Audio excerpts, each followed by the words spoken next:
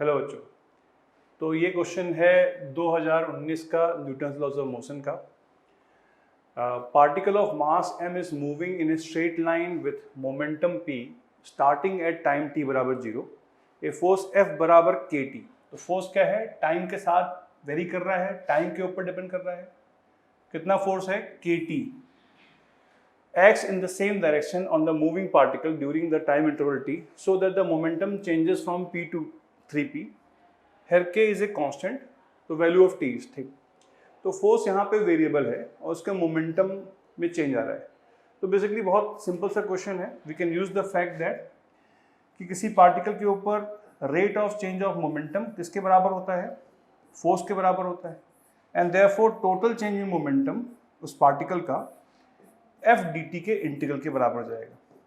Force यहाँ time के function के रूप में दे रखा है के टी इंटू डी टी का इंटीग्रल। टाइम 0 से लेके कैपिटल टी तक करना होगा। बराबर कितना हो जाएगा ये इंटीग्रल?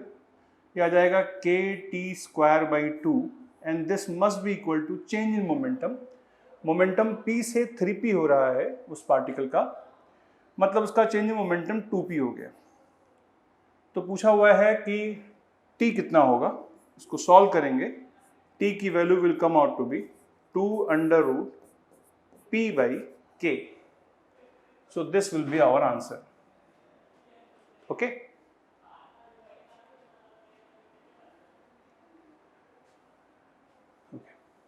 ओके। नेक्स्ट क्वेश्चन 2019 का है, अप्रैल में, Newton's laws of motion concept के ऊपर, चैप्टर के ऊपर। A ball is thrown upward with the initial velocity v naught from the surface of the earth. The motion of the ball is affected by drag force equal to m gamma v square, where m is the mass of the ball, v is the instantaneous velocity and gamma is the constant. Time taken by the ball to rise to its zenith. zenith मतलब top most point. तो एक particle को v not velocity से ऊपर फेंका गया है, ऊपर जा रही है। पूछा गया है कि इसको टॉप मोस्ट पॉइंट जो भी इसकी मैक्सिमम हाइट है यहाँ तक पहुँचने में कितना टाइम लगेगा, जबकि दे रखा है उसके ऊपर एक एयर रेजिस्टिव फोर्स या ड्रैग फोर्स लग रहा है m गामा v स्क्वायर। तो अगर इसके हम फ्री बॉडी डायग्राम बनाएं तो उसके ऊपर लगने वाले टोटल कितने हो जाएंगे? फोर्स mg भी लग रहा होगा और डाउनवर्ड डायरेक्शन में m गामा v स्क्वायर भी लग रहा होगा जब ऊपर जा रहा होगा, क्योंकि एयर रेजिस्टेंस या ड्रैग फोर्स वेलोसिटी के अपोजिट होता है। तो इसका जो नेट फोर्स हो जाएगा डाउनवर्ड डायरेक्शन में वो mg plus m gamma v square, और ऊपर जाते वक्त इसकी वेलोसिटी कम हो रही होगी। This must be equal to minus m dv by dt Newton's law से। नेट फोर्स बराबर हमने ma कर दिया, क्योंकि वेलोसिटी टाइम के साथ में कम हो रही है तो हमने उसको माइनस dv बाई dt बोल दिया। m से m थ्रू आउट कैंसिल हो जाएगा। बस हमारे पास एक डिफरेंशियल इक्वेशन आ रही है g plus gamma v square बराबर माइनस dv बाई dt। यहां पे हम क्या करेंगे? वेरिएबल सेपरेशन करेंगे। सेम टाइप के वेरिएबल एक साइड ले जाएंगे, तो टाइम यहां ले आएंगे, सारी वेलोसिटीज एक साइड ले आएंगे। We will have dt is equal to minus dv g plus gamma v square, और दोनों साइड को इंटीग्रेट कर देंगे। टाइम की लिमिट 0 से लेकर t तक टॉप मोस्ट पॉइंट पे, और वेलोसिटी की लिमिट v नॉट से लेकर 0 तक। तो लेफ्ट हैंड साइड तो टाइम ही आ जाएगा, t ही आ जाएगा जो हमें पूछा गया सवाल में। और राइट हैंड साइड ये इंटीग्रेशन कैसे करेंगे? ये एक स्टैंडर्ड फॉर्म ऑफ इंटीग्रेशन है। वो स्टैंडर्ड फॉर्म ऑफ इंटीग्रेशन क्या है कि अगर कहीं हमें dx upon x square plus a square करना होता है तो इसका integration 1 by a tan inverse x by a के बराबर होता है। आप लोग मैथ्स में इसको पढ़ा होगा, जिन लोगों ने 12th क्लास में पढ़ रखा है इंटीग्रेशन। जिन लोगों ने नहीं पढ़ रखा उनको नहीं मालूम होगा, लेकिन ये फॉर्मूला होता है। तो इसको हम उसी फॉर्म में ले आते हैं। पहले हम लोग इससे गामा कॉमन ले लें, तो minus 1 by gamma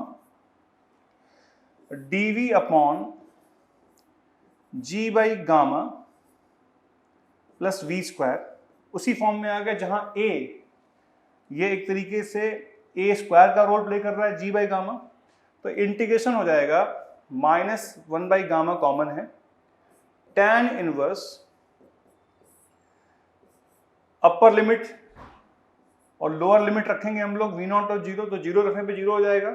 tan inverse v naught upon root of g by gamma upon division में root of g by gamma. थोड़ा सा इसको मैनिपुलेट करेंगे, आंसर tan इनवर्स में आना चाहिए, तो डिनोमिनेटर में 1 बाई रूट गामा आ जाएगा और tan इनवर्स के अंदर रूट गामा बाई जी आ जाएगा। 1 will be our answer.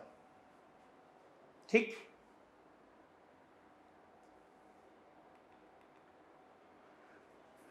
Next question 2019 में आया है अप्रैल में, Newton laws of motion chapter से। A bullet of mass 20 gram has initial speed of 1 meter per second.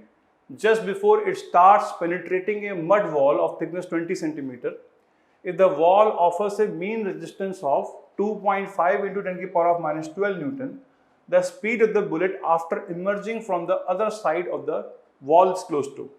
तो एक ऐसा कोई वॉल है जिसकी थिकनेस दे रखी है 20 सेंटीमीटर मतलब 0.2 मीटर, और इसके अंदर एक बुलेट आ रही है इनिशियल वेलोसिटी 1 मीटर पर सेकंड से, और वो इसके ऊपर रेजिस्टिव फोर्स लग रहा है। बोला गया कि वो रेजिस्टिव फोर्स कांस्टेंट है 2.5 इंटू 10 की power of minus 5 Newton.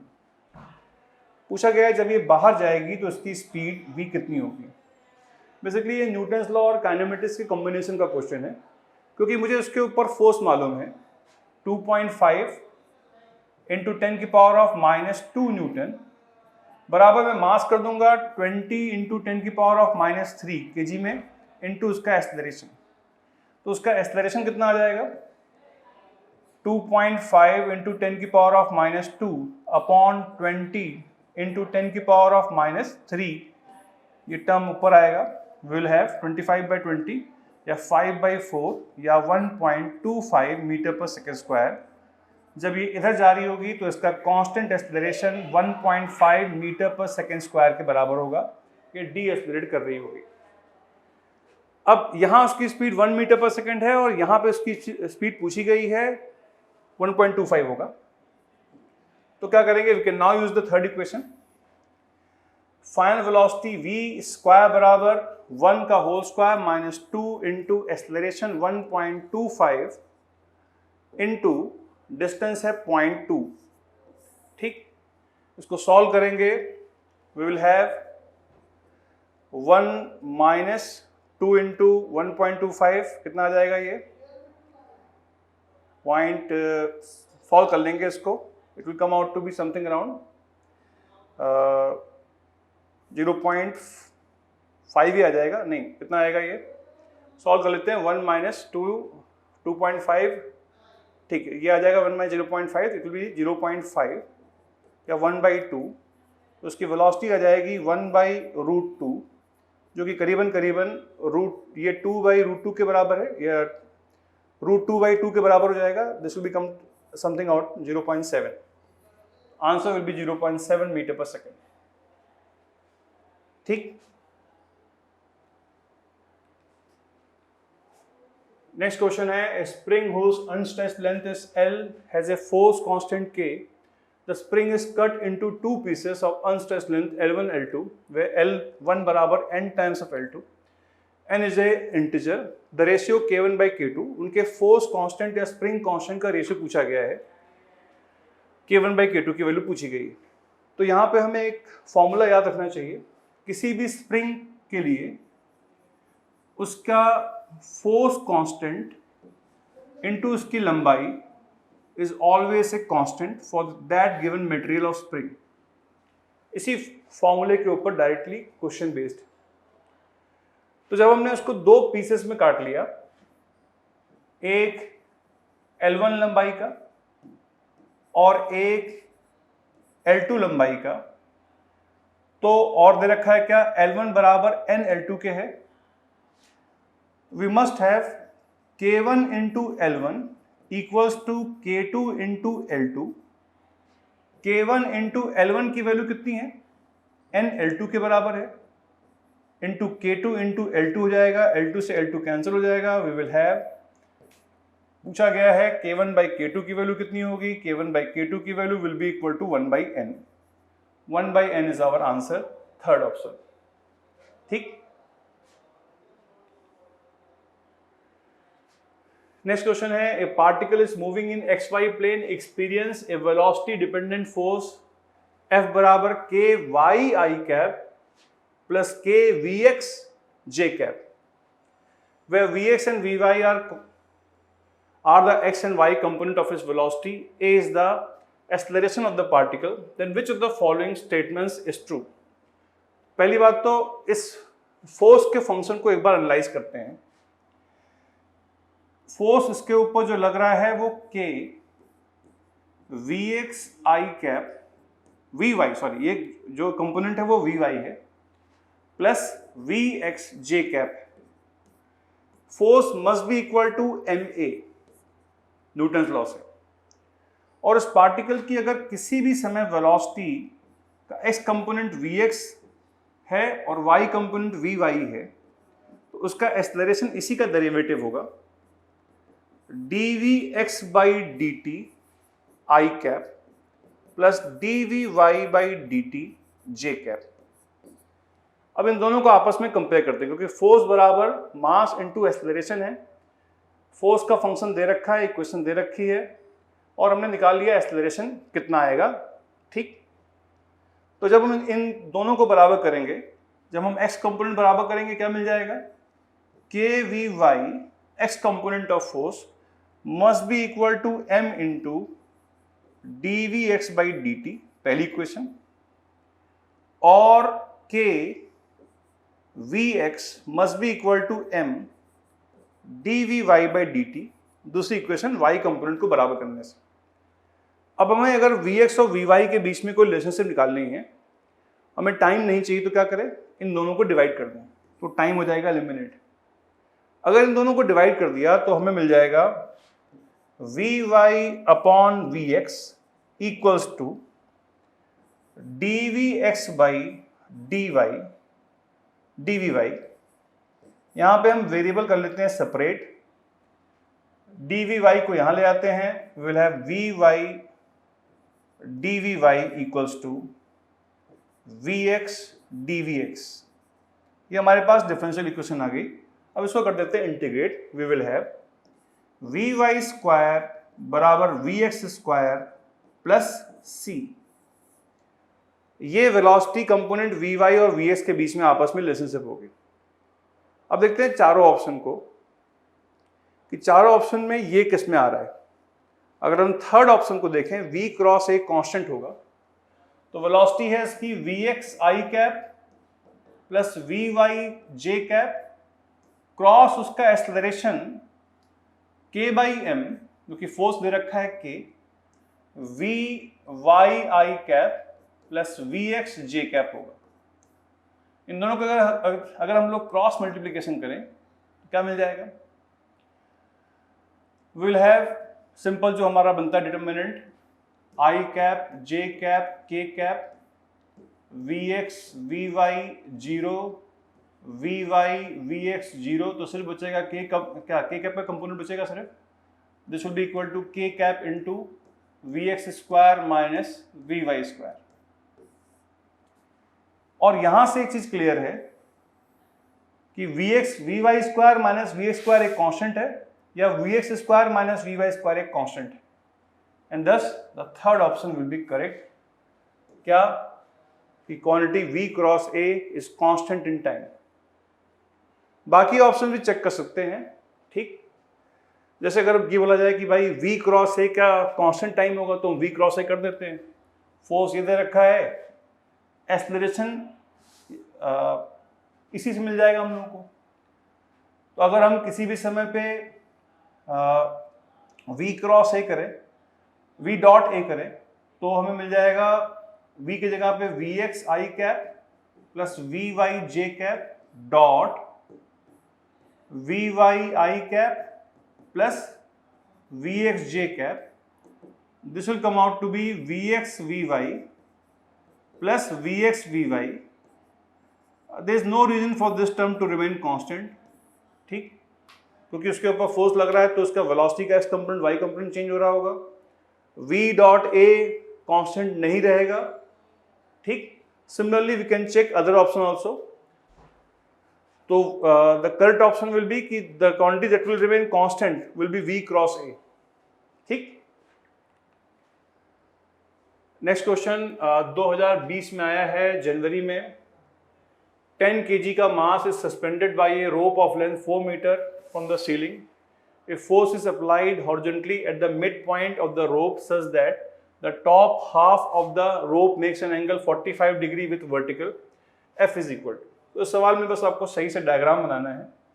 Ceiling से एक रोप लटकी हुई है, उसके ऊपर एक हॉरिजॉन्टल फोर्स लग रहा है और उसके नीचे एक 10 kg का मास, मतलब उसके ऊपर 100 न्यूटन फोर्स लग रहा होगा। और ये दे रखा है कि जो the top half of the rope makes an angle 45 degree, या एंगल 45 डिग्री दे रहा है। तो ये बॉडी जो है इक्विलिब्रियम में है, रेस्ट पे है। अगर हम इस नॉट का जहां पे ये फोर्स लग रहा है हम FBD बनाएं, उसके ऊपर लगने वाला नेट फोर्स 0 होनी चाहिए। तो अगर हम देखेंगे तो इसके ऊपर लगने वाले फोर्सेस, अगर यहां से लग रहा होगा टेंशन T1, अगर इसके ऊपर लग रहा होगा टेंशन T1, तो T1 के दो कंपोनेंट होंगे, एक T1 का वर्टिकल कंपोनेंट होगा T1 cos 45 और एक T1 का अदर वाला कंपोनेंट होगा T1 sin 45। और इस नॉट के ऊपर नीचे फोर्स लग रहा होगा लेट अस से T2 और यहां से फोर्स लग रहा है F। अब हम इक्विलिब्रियम में करें तो वर्टिकल डायरेक्शन का भी इक्विलिब्रियम है और इस डायरेक्शन में भी इक्विलिब्रियम है। वर्टिकल डायरेक्शन में क्या हो जाएगा, वर्टिकल डायरेक्शन में जब इक्विलिब्रियम करेंगे क्या मिल जाएगा, T1 cos 45 must be equal to this force T2, क्योंकि इस मास का जब इक्विलिब्रियम करेंगे तो कितना आ जाएगा T2 will be equal to 100 newton is equal to 100 newton. और जब हम करेंगे x डायरेक्शन में equilibrium, we must have T1 sin 45 equals to F। दोनों को अगर डिवाइड कर दें, sin 45 cos 45 बराबर होता है, T1 भी कैंसिल हो जाएगा। We will have 1 equals to F by 100 and therefore F becomes equal to 100 newton, ठीक। तो answer will be first 100 newton. Okay, next question है सितंबर 2020 में आया हुआ है। Small ball of mass m is thrown upward with velocity u from the ground. Ball experiences a resistive force mkv square, where v is the speed, the maximum height attained by the ball is. तो सवाल में एक particle को हम लोग ground से u speed से फेंक रहे हैं। इस बार हमें क्या उसके एयर रेजिस्टेंस फोर्स को भी इंक्लूड करना है और बोला गया है कि एयर रेजिस्टेंस फोर्स उसकी उस समय की इंस्टेंटेनियस वेलोसिटी v के ऊपर डिपेंड करता है, कितना होता है mkv स्क्वायर के बराबर। तो अगर मैं बोलूँ इसके ऊपर किसी भी समय कितना लग रहा होगा नेट फोर्स, एक रेजिस्टिव फोर्स भी है और एट द सेम टाइम उसके ऊपर एक mg फोर्स भी लग रहा है। तो अगर हम इसके लिए क्या लिखें, न्यूटन्स लॉ क्या मिल जाएगा हम लोगों को, mg प्लस m के v स्क्वायर बराबर, क्योंकि ऊपर जा रहा है इसकी स्पीड कम हो रही है टाइम के साथ में, minus m dv by dt हो जाएगा न्यूटन लॉ से। लेकिन हमें क्या पूछा गया है, टाइम नहीं पूछा गया, हमें पूछा गया मैक्सिमम हाइट। क्या कर सकते हैं, इसी एक्सेलरेशन को we can write as minus m v into dv by dx या dy बोल देते हैं y डायरेक्शन में, ठीक। हमें टाइम नहीं पूछा गया है, हमें पूछा गया है कि कितना वो हाइट जाएगा। तो हमारे पास ये डिफरेंशियल इक्वेशन आ गई, हम उसको वेरिएबल सेपरेट करते हैं। We will have dy equals to m से m कैंसिल भी हो जाएगा by the way,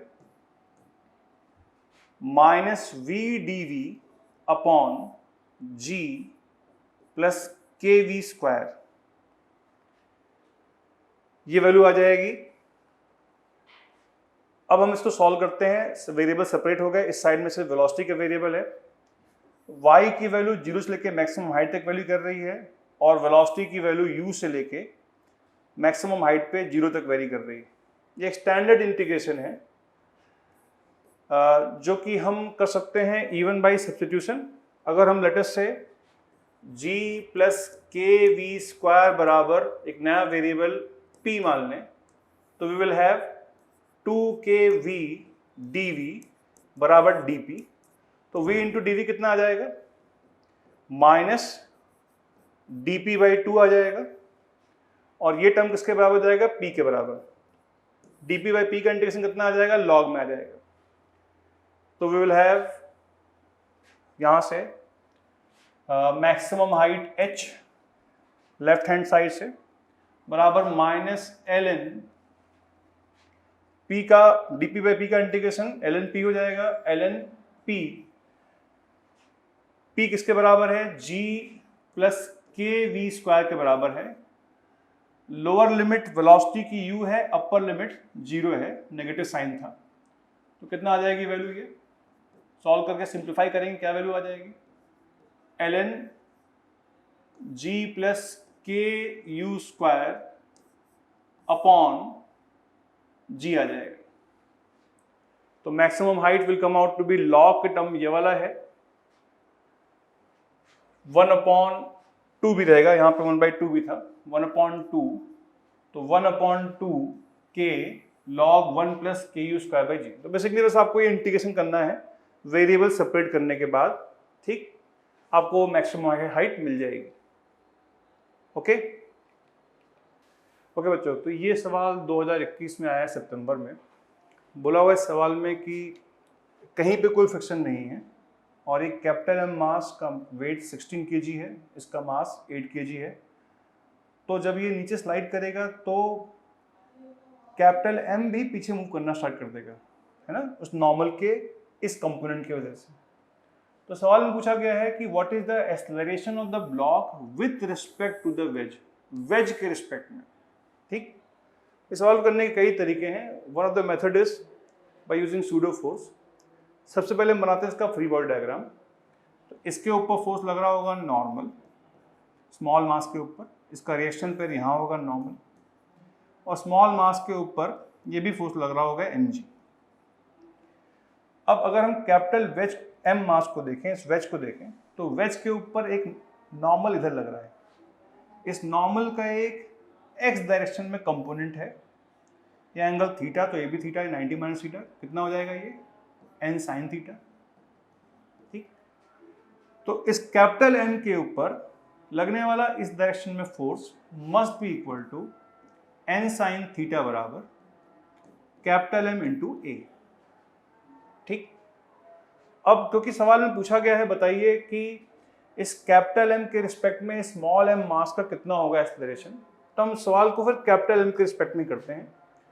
capital M क्योंकि खुद कर रहा है एक्सेलरेट, तो स्मॉल m के ऊपर एक लगाएंगे हम लोग pseudo force, small m into capital M, और कंस्ट्रेंट से जब ये मास इसके ऊपर स्लाइड कर रहा होगा तो इसके अलोंग ही स्लाइड करेगा, इसका कोई भी मोशन इसके परपेंडिकुलर नहीं होगा। तो अगर इस इंक्लाइन प्लेन के हम देखें परपेंडिकुलर कितना फोर्स लग रहा है, वो नेट कितना होना चाहिए, 0 होना चाहिए। इंक्लाइन के रिस्पेक्ट में इंक्लाइन प्लेन के परपेंडिकुलर इस मास के ऊपर लगने वाला नेट फोर्स 0 होना चाहिए। क्यों? क्योंकि ये मास इस इंक्लाइन प्लेन के अलोंग ही मूव कर रहा होगा। तो इंक्लाइन प्लेन के परपेंडिकुलर अगर देखें फोर्सेस, क्या मिल जाएगा, n है पूरा पूरा, प्लस ये एंगल 30 है, थीटा है, तो ये भी थीटा, ये 90 माइनस थीटा हो जाएगा। ma का भी कंपोनेंट होगा कितना, ma साइन थीटा बराबर mg का इधर वाला कंपोनेंट mg कॉस थीटा, ठीक। अब यहां से हम लोग सबसे पहले कैपिटल ए की वैल्यू निकाल लेते हैं, ठीक। मतलब कैपिटल ए इस इंक्लाइन प्लेन का कितना है एक्सेलरेशन ग्राउंड के रिस्पेक्ट में। उसके लिए क्या करेंगे, उसके लिए नॉर्मल को कर देते हैं एलिमिनेट, नॉर्मल की वैल्यू यहां से उठा के इसमें कर देते हैं substitute. We will have capital M capital A by sine theta plus ma sine theta बराबर स्मॉल mg कॉस थीटा। यहां से हम लोग कैपिटल A की वैल्यू सॉल्व कर लेते हैं। वैल्यूज को पुट करके सिंपल दे रखी है वैल्यूज 16 kg इसका 2 टाइम्स है, तो 16 इंटू ए साइन थीटा 1/2 के बराबर होता है, तो 2 ऊपर आ जाएगा, प्लस स्मॉल m 8 kg है into capital A sine theta 1/2 होता है, बराबर स्मॉल m 8 kg है इंटू जी और कॉस थीटा हो जाएगा √3/2। तो यह आ जाएगा 32 प्लस 4 36, 36a बराबर 8 √3g/2 आ जाएगा। तो a कितना आ जाएगा, √3g इंटू 8/72 या 9। यह आ जाएगा कैपिटल ए का एक्सेलरेशन √3g/9, ये g है बेटा। ठीक, अब इस मास का पूछा गया है कितना एक्सेलरेशन इंक्लाइन प्लेन के अलोंग। तो इंक्लाइन प्लेन के अलोंग हम लोग क्या करते हैं, लगा दें न्यूटन सेकंड लॉ। इसका इधर का component ma sine theta plus, sorry इसका इधर का कंपोनेंट हो जाएगा ma cos theta, ma cos theta हो जाएगा। इस ma फोर्स का इंक्लाइन प्लेन के along component ma cos theta हो जाएगा, ma cos theta plus mg का इधर का component mg sine theta must be equal to m into a dash, जो भी इस मास का इस डायरेक्शन में रिलेटिव एक्सेलरेशन है। तो यहां से m सब कैंसिल हो जाएगा।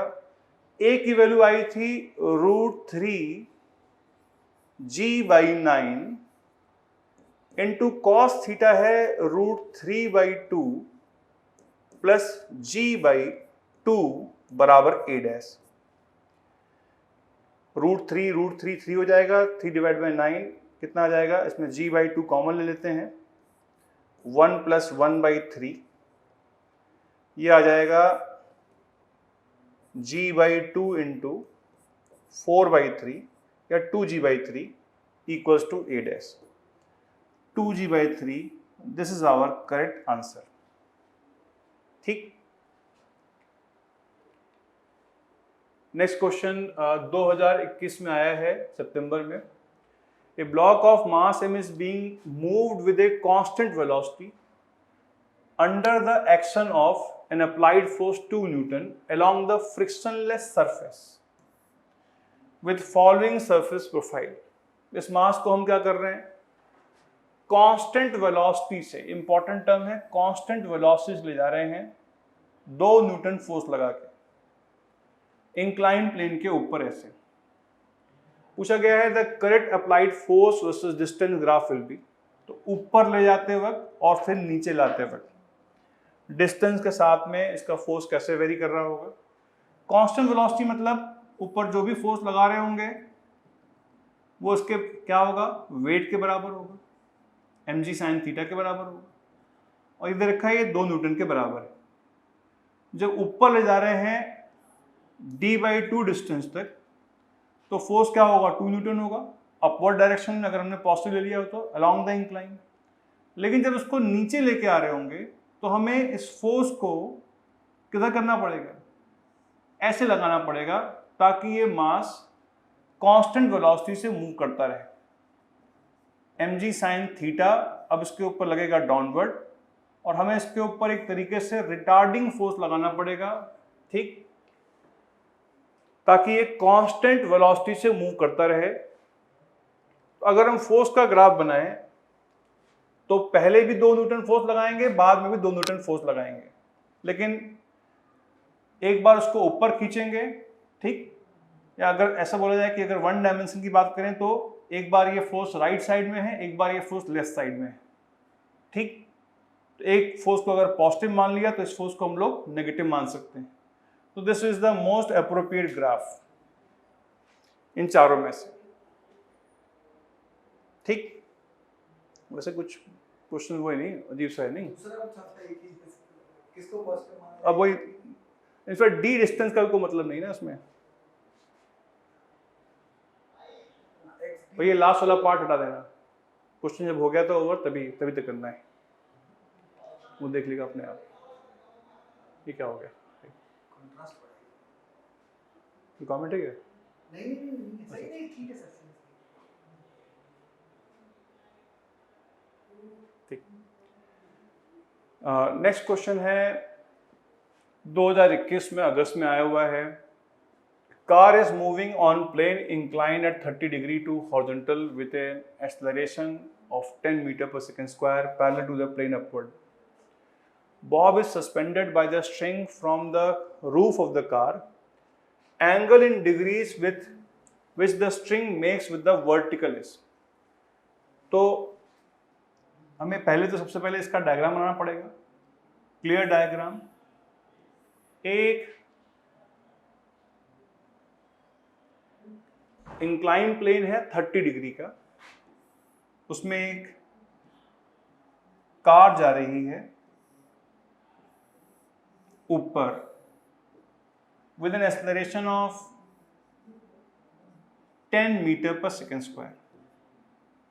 इसमें एक पेंडुलम बॉब है जो कि इसके सीलिंग से लटका हुआ है, तो पूछा गया वो कितना एंगल बनाएगा वर्टिकल के साथ में। देखिए, अगर ये कार मूव नहीं कर रही होती तो पेंडुलम बॉब ऐसा वर्टिकल लाइन में होता, ठीक। लेकिन क्योंकि कार एक्सेलरेट भी कर रही है तो पेंडुलम बॉब एक सर्टेन एंगल बनाएगा, let us call it alpha with the vertical, ठीक। यही पूछा जा रहा है इस सवाल में कि इस अल्फा की वैल्यू कितनी होगी। तो अब हम क्या करें, इस मास के ऊपर देखें कितने सारे फोर्सेस लग रहे होंगे, बनाए इसका एफबीडी। इसके ऊपर अगर सारे फोर्सेस को देखा जाए, इसके ऊपर लगने वाले फोर्सेस एक तो अपना वेट का कंपोनेंट होंगे इधर की तरफ, कितना mg sin 30, और इधर की तरफ mg cos 30। उसके अलावा इसके ऊपर फोर्सेस लग रहे होंगे टेंशन के, टी इधर। अब अगर हम इस सवाल को आसान करने के लिए इस कार के रेफरेंस फ्रेम में ही कर दें सॉल्व, तो हमें क्या करना पड़ेगा, इसके ऊपर एक सूडो फोर्स लगाना पड़ेगा ma के बराबर, जहां a की वैल्यू 10 के बराबर होगी। सूडो फोर्स लगाने के बाद हम लोग इस बॉब के ऊपर नेट फोर्स कर सकते हैं 0 किसी भी डायरेक्शन में। तो लेट अस से इसमें आसान होगा अगर हम इसको इस डायरेक्शन में इंक्लाइन प्लेन के परपेंडिकुलर और इंक्लाइन प्लेन के अलोंग नेट फोर्स 0 करें और ये बोल दें कि ये वाला एंगल बीटा है। तो पहले हम लोग बीटा की वैल्यू निकाल लेते हैं, ठीक। इंक्लाइन प्लेन के अगर अलोंग देखा जाए तो t sine beta must be equal to mg sine theta plus ma। Incline plane के अगर अलोंग देखा जाए तो, ठीक। और इंक्लाइन प्लेन के देखा जाए परपेंडिकुलर तो t cos beta must be equal to mg cos theta. हमें टेंशन में कोई इंटरेस्ट नहीं, हमें एंगल चाहिए, तो क्या करें, दोनों को डिवाइड कर देते हैं। tan beta comes out to be equal to, इन दोनों को डिवाइड किया, m से m भी कैंसिल हो जाएगा, g sin थीटा आ जाएगा, g की वैल्यू अगर ले लें 10 हो जाएगा 5 प्लस a की वैल्यू 10 है अपॉन g की value 10 into cos theta is √3, cos 30 is √3/2। तो ये आ गया आपके पास 5 प्लस 10 15। सॉल्व करते हैं इसको, 15 इंटू 2 अपॉन 10 इंटू √3, यह आ जाएगा √3 के बराबर। 30 अपॉन 10 डिवाइड बाई √3 कितना आ जाएगा, √3। मतलब बीटा कितना एंगल है, 60 डिग्री एंगल है।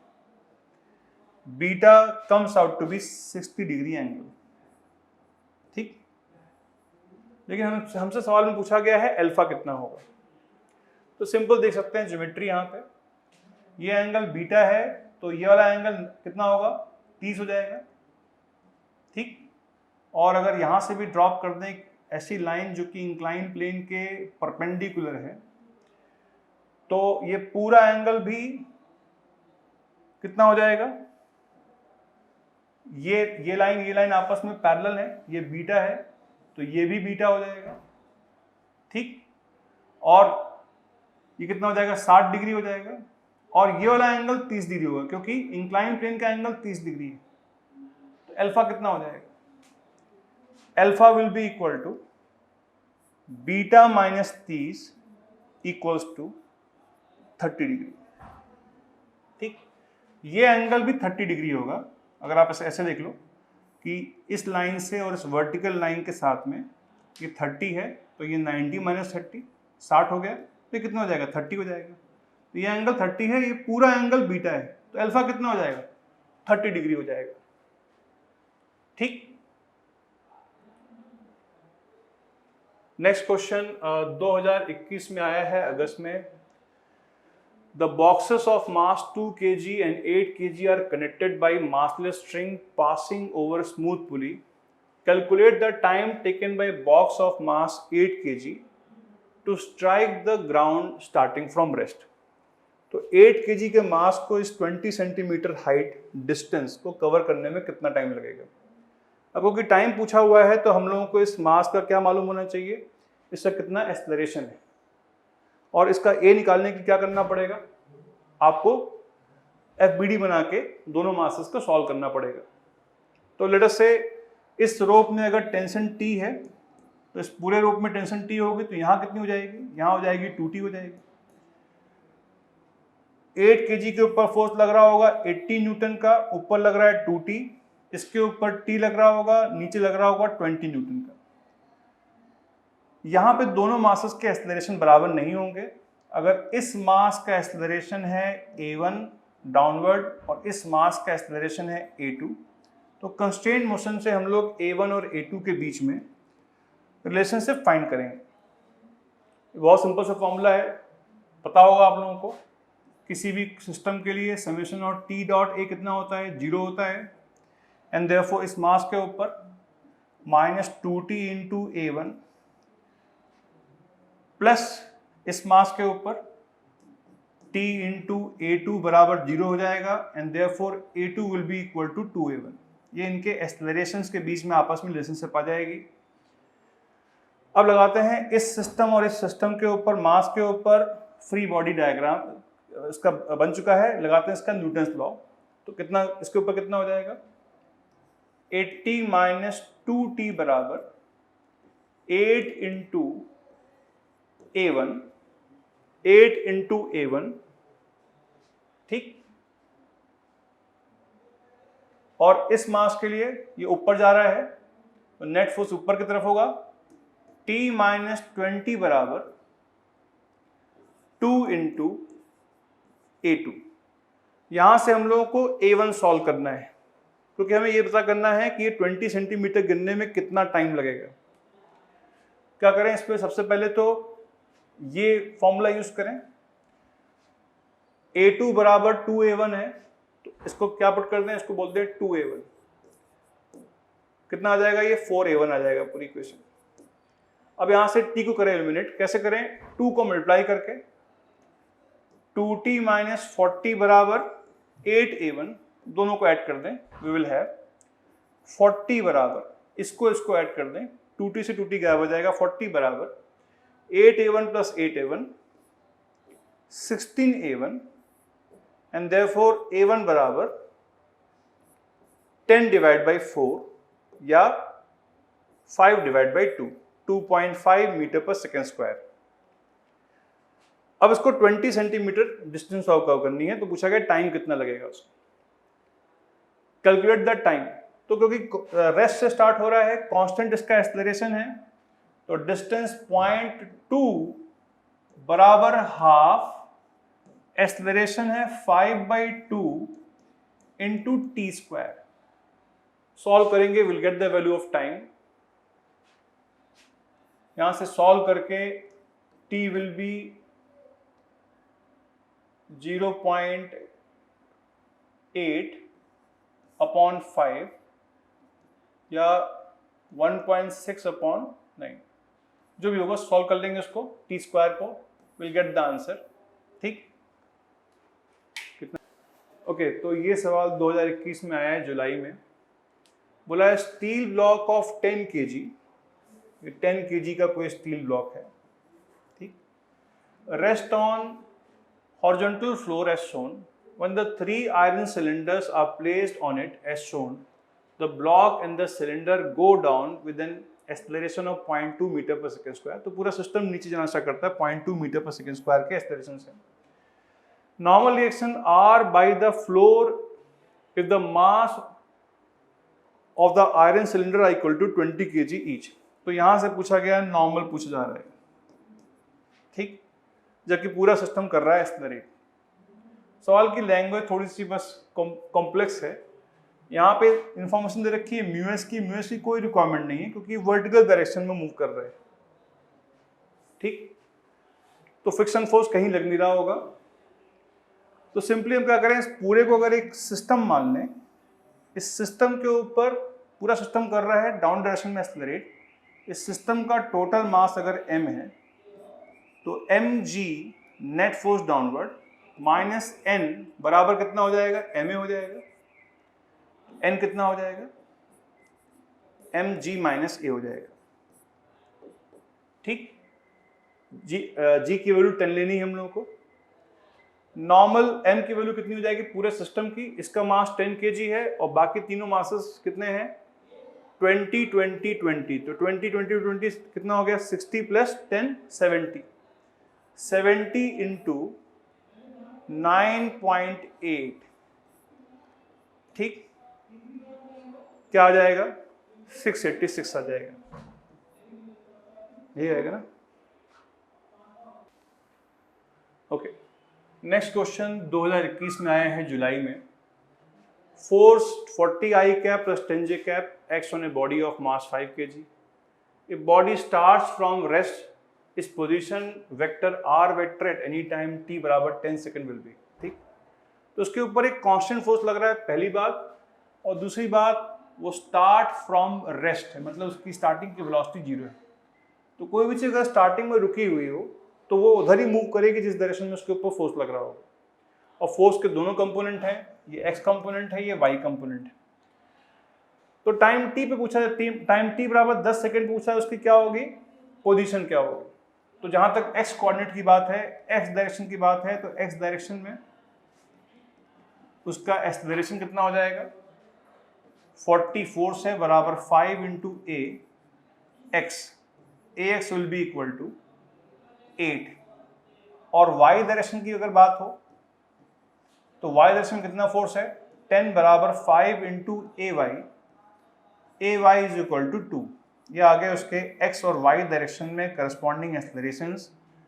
अब अगर बात किया जाए उसके कोऑर्डिनेट की, तो x कोऑर्डिनेट क्योंकि स्टार्टिंग की वेलोसिटी 0 है और कांस्टेंट एक्सेलरेशन है, हाफ ax इंटू 10 का होल स्क्वायर हो जाएगा, half into 8 into 100 will be equal to 400। और जहां तक उसके y कोऑर्डिनेट की बात है तो हाफ ay इंटू 10 का होल स्क्वायर हो जाएगा, हाफ इंटू 2 इंटू 100 सॉरी, उससे कोऑर्डिनेट हो जाएंगे 400 I cap plus 100 J cap. This is our answer, ठीक। ओके, तो ये सवाल 2021 में आया है फेब में। A person standing on spring balance inside a stationary lift measures 60 kg. Weight of that person if the lift descends with an uniform downward acceleration of 1 point। तो बहुत स्टैंडर्ड क्वेश्चन है, जब लिफ्ट डाउनवर्ड कर रही होती है accelerate, ठीक, तो किसी भी ब्लॉक या सिस्टम के ऊपर लगने वाला नॉर्मल कितना हो जाता है m g माइनस ए जाता है। तो बेसिकली हमें नॉर्मली पूछा गया है, नॉर्मली उसका वेट होगा न्यूटन में। मास कितना है उसका 60 है, इंटू जी की वैल्यू है 10 minus 1.8, this will come out to be 60 into 8.2, कितना आ जाएगा 6 into 82, 492. Okay, so the weight recorded will be 492 Newton. Next question है 2021 में आया फेब में. Two mass A and B, each of mass M, are fixed together by massless spring. A force acts on mass B as shown in the figure. If mass A starts moving away from mass B with an acceleration A, तो ground के respect में ये मानते हुए इस mass का acceleration अगर A है, ठीक, इस स्प्रिंग में टेंशन कितनी हो जाएगी? इस स्प्रिंग में टेंशन कितनी होगी? इसी डायरेक्शन में होगी. अगर ये इधर कर रहा है एक्सेलरेट, तो इस डायरेक्शन में कितनी टेंशन हो जाएगी? इसके ऊपर कितना फोर्स लग रहा होगा? T बराबर ma लग रहा होगा. ठीक, एक तरीके से स्प्रिंग में क्या होगी? अगर ये इधर जा रहा है, बोला हुआ है स्टार्ट मूविंग अवे, मतलब इसके ऊपर इधर फोर्स लग रहा होगा. ये कब होगा? स्प्रिंग में पहले से कुछ कंप्रेशन नहीं होगी. तो अगर स्प्रिंग में कंप्रेशन नहीं होगी तो क्या करेगा? इसके ऊपर भी फोर्स लग रहा होगा उतना ही T. इसके ऊपर कितना हो जाएगा net force? F plus T बराबर M इंटू A हो जाएगा. और T किसके बराबर है? A बोल देते हैं. T किसके बराबर है? T बराबर है कैपिटल MA के बराबर है. तो A कितना हो जाएगा? F by M plus A, ये आ जाएगा, या F plus MA divide by M आ जाएगा. फर्स्ट वाला ऑप्शन. ठीक, ओके. नेक्स्ट क्वेश्चन है 16 मार्च 2021 का. Consider a frame that is made up of two thin massless rods. दो मासलेस रॉड्स हैं. AB AC is shown in the figure. Vertical force P of magnitude 100 Newton is applied at point A of the frame. ठीक, तो point A पे एक vertical force लगा रहे हैं हम लोग. Suppose the force is P resolve parallel to the arms AB and AC. इस P को अगर रिजॉल्व किया जाए आर्म AB और आर्म AC के along, magnitude of the resolved component along the arm AC is action. तो AC arm के along कितना उसका magnitude of resolved force होगा? ठीक, तो सिंपली तो वेक्टर के कंपोनेंट का सवाल है. अगर ये फोर्स 100 है और ये एंगल थीटा है, तो इस फोर्स का इधर वाला कंपोनेंट 100 cos थीटा हो जाएगा. बस यही हमारा आंसर होना चाहिए. बस हमको एंगल चाहिए. ये एंगल 145 है, तो ये कितना होगा? 35 होगा. अब ये 75 है, ये 70 है, 35 है. वैसे भी अगर ये एंगल 35 है, ये भी 35 होगा. ये लाइन भी वर्टिकल है, लाइन भी वर्टिकल है. कितना हो जाएगा? 100 cos 35 will be our answer. और cos 35 के लिए हमें दे रखी है 0.819. इसका कंपोनेंट हो जाएगा 81.9. ये आ जाएगा इस फोर्स का AC के अलोंग कंपोनेंट. ठीक, तो x की वैल्यू कितनी हो जाएगी? 81.9 हो जाएगी. ओके ओके, तो ये सवाल मार्च 2021 में आया है. ए body of mass 2 kg moves under a force of 2i cap plus 3j cap plus 5k cap. Starts from rest and was at origin initially. After 4 seconds, its new coordinates are 8, B, 20. The value of B. ठीक, तो body जो है 2 kg मास की है और start from rest. उसके ऊपर एक कांस्टेंट फोर्स लग रहा है, x में भी, y में भी, z में भी. उसका मास 2 kg. तो सिंपली हम क्या करें? फोर्स का अगर देखें x कंपोनेंट, तो x कंपोनेंट ऑफ फोर्स कितना है? 2 है. 2 बराबर 2 इंटू ए एक्स हो जाएगा, A X will be equal to 1। ठीक, तो 4 सेकेंड्स के बाद वो स्टार्ट कर रहा है, start from rest and was at origin initially, start कर रहा है ओरिजिन से, तो x वाला डिस्प्लेसमेंट हाफ ए एक्स इंटू 4 स्क्वायर हो जाएगा। x की वैल्यू क्या है, कितना आ जाएगा, हाफ इंटू 1 इंटू 4 स्क्वायर, कितना आ जाएगा, ये 8 आ जाएगा। ये दे ही रखा है हमें x की वैल्यू 8। ठीक, अब b पूछा हुआ है, b के लिए आप क्या करें, y निकालने component, y component of force 3 है, तो 3 बराबर हो जाएगा मास 2 है इंटू उसका एक्सेलरेशन ay, तो ay कितना आ जाएगा, 3 डिवाइड बाई 2 आ जाएगा। तो उसका y डायरेक्शन में जो डिस्प्लेसमेंट हो जाएगा वो हो जाएगा हाफ इंटू 3/2 इंटू 4 का होल स्क्वायर, कितना आ जाएगा, ये 12 हो जाएगा। उसका y डायरेक्शन में कितना हो जाएगा डिस्प्लेसमेंट, 12, तो b की वैल्यू कितनी हो जाएगी, 12। ठीक,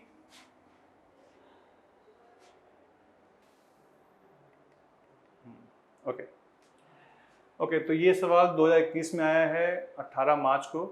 bullet of mass 0.1 kg is fired on a wooden block to pierce through it, but stops after moving a distance of 50 centimeter. If the velocity of the bullet before hitting the wood is 10 meter per second, it slows down with uniform deceleration. Then magnitude of effective retarding force on the bullet is x। ठीक, तो bullet की initial velocity 10 metre पर second है, उसकी final velocity 0 है और वो 0.5 metre distance चलते रुक गया।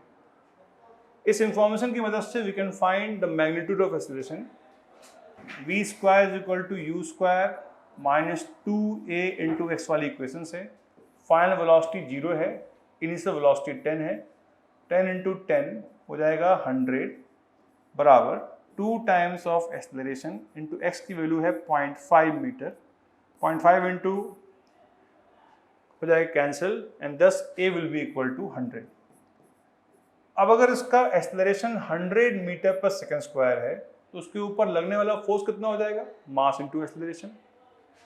Force on the bullet will be 0.1 into 100 equals to 10 Newton. Answer will be 10 Newton. ठीक, नेक्स्ट क्वेश्चन है 2022 में आया हुआ। N object of mass 5 kg is thrown vertically upward from the ground. The air resistance produces a constant retarding force of 10 Newton throughout the motion. The ratio of time of ascent to time of descent will be equal to। तो 5 kg का मास है, उसका अपना wait कितना है, 50 kg है, 50 Newton है। बोला गया सवाल में कि उसके अपने वेट के अलावा उसके ऊपर एक रिटार्डिंग फोर्स लग रहा है 10 न्यूटन का, एयर रेजिस्टेंस का, जो कि उसकी वेलोसिटी की डायरेक्शन के अपवर्ड होगा, अपोजिट होगा। तो जब वो ऊपर जा रहा होगा एसेंट के दौरान, तो उसके ऊपर एक 60 न्यूटन का फोर्स, 10 न्यूटन का फोर्स लग रहा होगा नीचे, एंड 10 उसके ऊपर नेट फोर्स कितना हो जाएगा, 60 न्यूटन का। तो इस बार उसके ऊपर नेट फोर्स डाउनवर्ड कितना हो जाएगा, 60 न्यूटन का हो जाएगा। तो इसका एक्सेलरेशन जो डाउनवर्ड डायरेक्शन में होगा, जो एसेंट के दौरान होगा, वो हो जाएगा 60 डिवाइड बाई 5, उसका मास है 12 मीटर पर सेकेंड स्क्वायर डाउनवर्ड। लेकिन जब वो ऊपर से नीचे आ रहा होगा डिसेंट के दौरान, तो अपना वेट तो लग रहा होगा नीचे, लेकिन एयर, क्योंकि उसकी वेलोसिटी नीचे की तरफ है, एयर रेजिस्टेंस 10 न्यूटन का अब उसके ऊपर लग रहा होगा अपवर्ड डायरेक्शन में, तो उसके ऊपर नेट फोर्स डाउनवर्ड या acceleration during descent will be 40 divide by 5 equals to 8 metre पर सेकेंड स्क्वायर। तो अपवर्ड जाने में उसका डी एक्सेलरेशन 12 मीटर पर सेकेंड स्क्वायर है, और नीचे आने में उसका एक्सेलरेशन 8 मीटर पर second square. We can use the formula कि टाइम ऑफ एसेंट या descent under root 2h by G होता है, इस केस में जी नहीं ए हो जाएगा। टाइम ऑफ एसेंट हो जाएगा 2h बाई 12 और टाइम ऑफ डिसेंट हो जाएगा अंडर रूट 2h बाई 8। हमें इन दोनों टाइम का रेशियो पूछा हुआ है। The ratio of time of ascent to time of descent क्या हो जाएगा, T A upon T D क्या हो जाएगा, अंडर रूट 1 बाई 12 इंटू 8 2 बाई 3 रूट 2 by root 3। This will be our answer. ठीक। नेक्स्ट क्वेश्चन है, a force on an object of 100 gram is this much, position of that object at 2 seconds is this much, after starting from rest the value of A by B will be। ठीक, तो उसके ऊपर एक constant force लग रहा है, मास 100 ग्राम का है मतलब 0.1 kg, और उसकी पोजीशन A और B हो गई अगर वो रेस्ट से स्टार्ट हो रहा है। उसके ऊपर लगने वाला फोर्स का x कंपोनेंट, अगर हम x डायरेक्शन की बात करें तो x डायरेक्शन में उसके ऊपर लगने वाले फोर्स का कंपोनेंट 10 है। 10 must be equal to 0.1 into उसका मास 0.1 है, उनकी x डायरेक्शन में एक्सेलरेशन, तो ax will be equal to 100 metre पर सेकेंड स्क्वायर। उसी तरीके से y डायरेक्शन में अगर उसके ऊपर फोर्स देखे जाएं तो y डायरेक्शन में उसके ऊपर फोर्स लग रहा है 5 न्यूटन का बराबर 0.1 ay, तो ay will be equal to 50 metre पर सेकेंड स्क्वायर। ठीक। अब अगर डिस्प्लेसमेंट की बात करें 2 सेकंड के बाद, a उसकी x में डिस्प्लेसमेंट है बराबर half into 100 into T square जो भी टाइम हो, और b बराबर half into 50 into T square जो भी टाइम हो। हमसे पूछा गया है a बाई बी की वैल्यू कितनी होगी, तो a बाई बी कितना हो जाएगा, 2 हो जाएगा, बस आंसर विल बी 2। ठीक। 2022 में क्वेश्चन आ चुका है, ब्लॉक है 200 ग्राम का, is kept stationary on a smooth incline by applying a minimum force horizontal force F बराबर root x newton as shown in the figure, the value of x। इस मास को हमने इस पोजीशन पे रोका हुआ है एक हॉरिजॉन्टल फोर्स लगा के जो मिनिमम वैल्यू है। ठीक, कितना फोर्स चाहिए, इसके ऊपर अगर फोर्सेस बनाएं, एक फोर्स के ऊपर लग रहा होगा mg, एक फोर्स F लग ही रहा है, एक लग रहा होगा उसके ऊपर नॉर्मल। इन तीनों फोर्सेस की वजह से वो इक्विलिब्रियम में है। ठीक। पूछा गया है बताओ F की वैल्यू क्या होगी। What we can do is we can simply resolve these forces along the inclined plane। उसके along नॉर्मल का कोई कंपोनेंट नहीं होगा, तो F का कंपोनेंट F cos 60 बराबर होना चाहिए mg का कंपोनेंट along, क्या इंक्लाइन प्लेन के along कितना हो गया, mg sin 60 के बराबर हो गया। F cos 60 F by 2 हो गया, F by 2 आ गया बराबर मास है 200 ग्राम, 0.2 इंटू 10 बोल दें, sin 60 हो गया रूट 3 बाई 2, 2 से 2 कैंसिल हो गया, F बराबर आ गया 2 इंटू रूट 3। ठीक, कितना आ जाएगा ये, अंडर रूट, अगर सब 2 अंदर ले आए 12 आ जाएगा, x will be equal to 12। ठीक।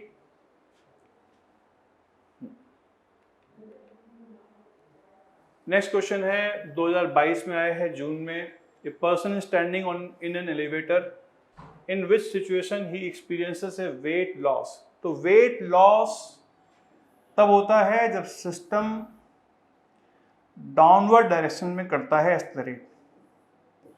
ठीक, उस कंडीशन में नॉर्मल की वैल्यू mg माइनस ए के बराबर होती है। When the elevator moves upward with a constant acceleration, option है when the elevator moves downward with a constant acceleration, when the elevator moves upward with a uniform velocity, when the elevator moves downward with uniform velocity. Second will be the option. जब वो downward direction में accelerate करेगा तो उसका अपना wait कम हो जाएगा, किससे? एक्चुअल वेट से। नेक्स्ट क्वेश्चन है in the arrangement shown in the figure a1 a2 a3 are the accelerations of masses m1 m2 m3 m4 respectively, which of the following relationship is true for this arrangement. तो इस सवाल में simply ये typically constant motion का सवाल है, और अगर आपको वो समेशन और टी डॉट ए की इक्वेशन बराबर जीरो होती है वो मालूम हो तो आप बहुत जल्दी सवाल को कर देंगे। इन सारे मासेस के एक्सेलरेशन को डाउनवर्ड मान लें। इसका अगर a1 है, इसका अगर a2 है, इसका अगर a3 है, इसका अगर a4 है, तो अगर टेंशन की बात करें तो यहाँ पे टेंशन T होगी, तो यहाँ भी टेंशन T होगी, यहाँ टेंशन 2T हो जाएगी क्योंकि पुली मासलेस है, पुली के ऊपर नेट फोर्स जीरो करना है। तो यहाँ 2T है तो यहाँ भी टेंशन 2T हो जाएगी, यहाँ टेंशन 4T हो जाएगी, तो यहाँ भी टेंशन 4T हो जाएगी। पूरे सिस्टम पे हम समेशन और टी डॉट ए जीरो कर देते हैं।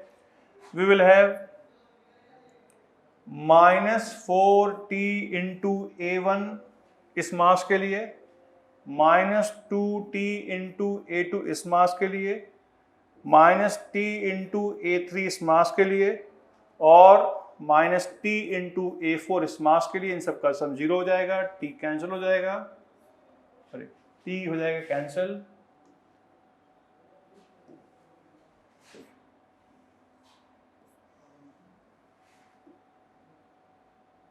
ठीक, and we will have 4A1 plus 2A2 plus A3 plus A4 बराबर जीरो।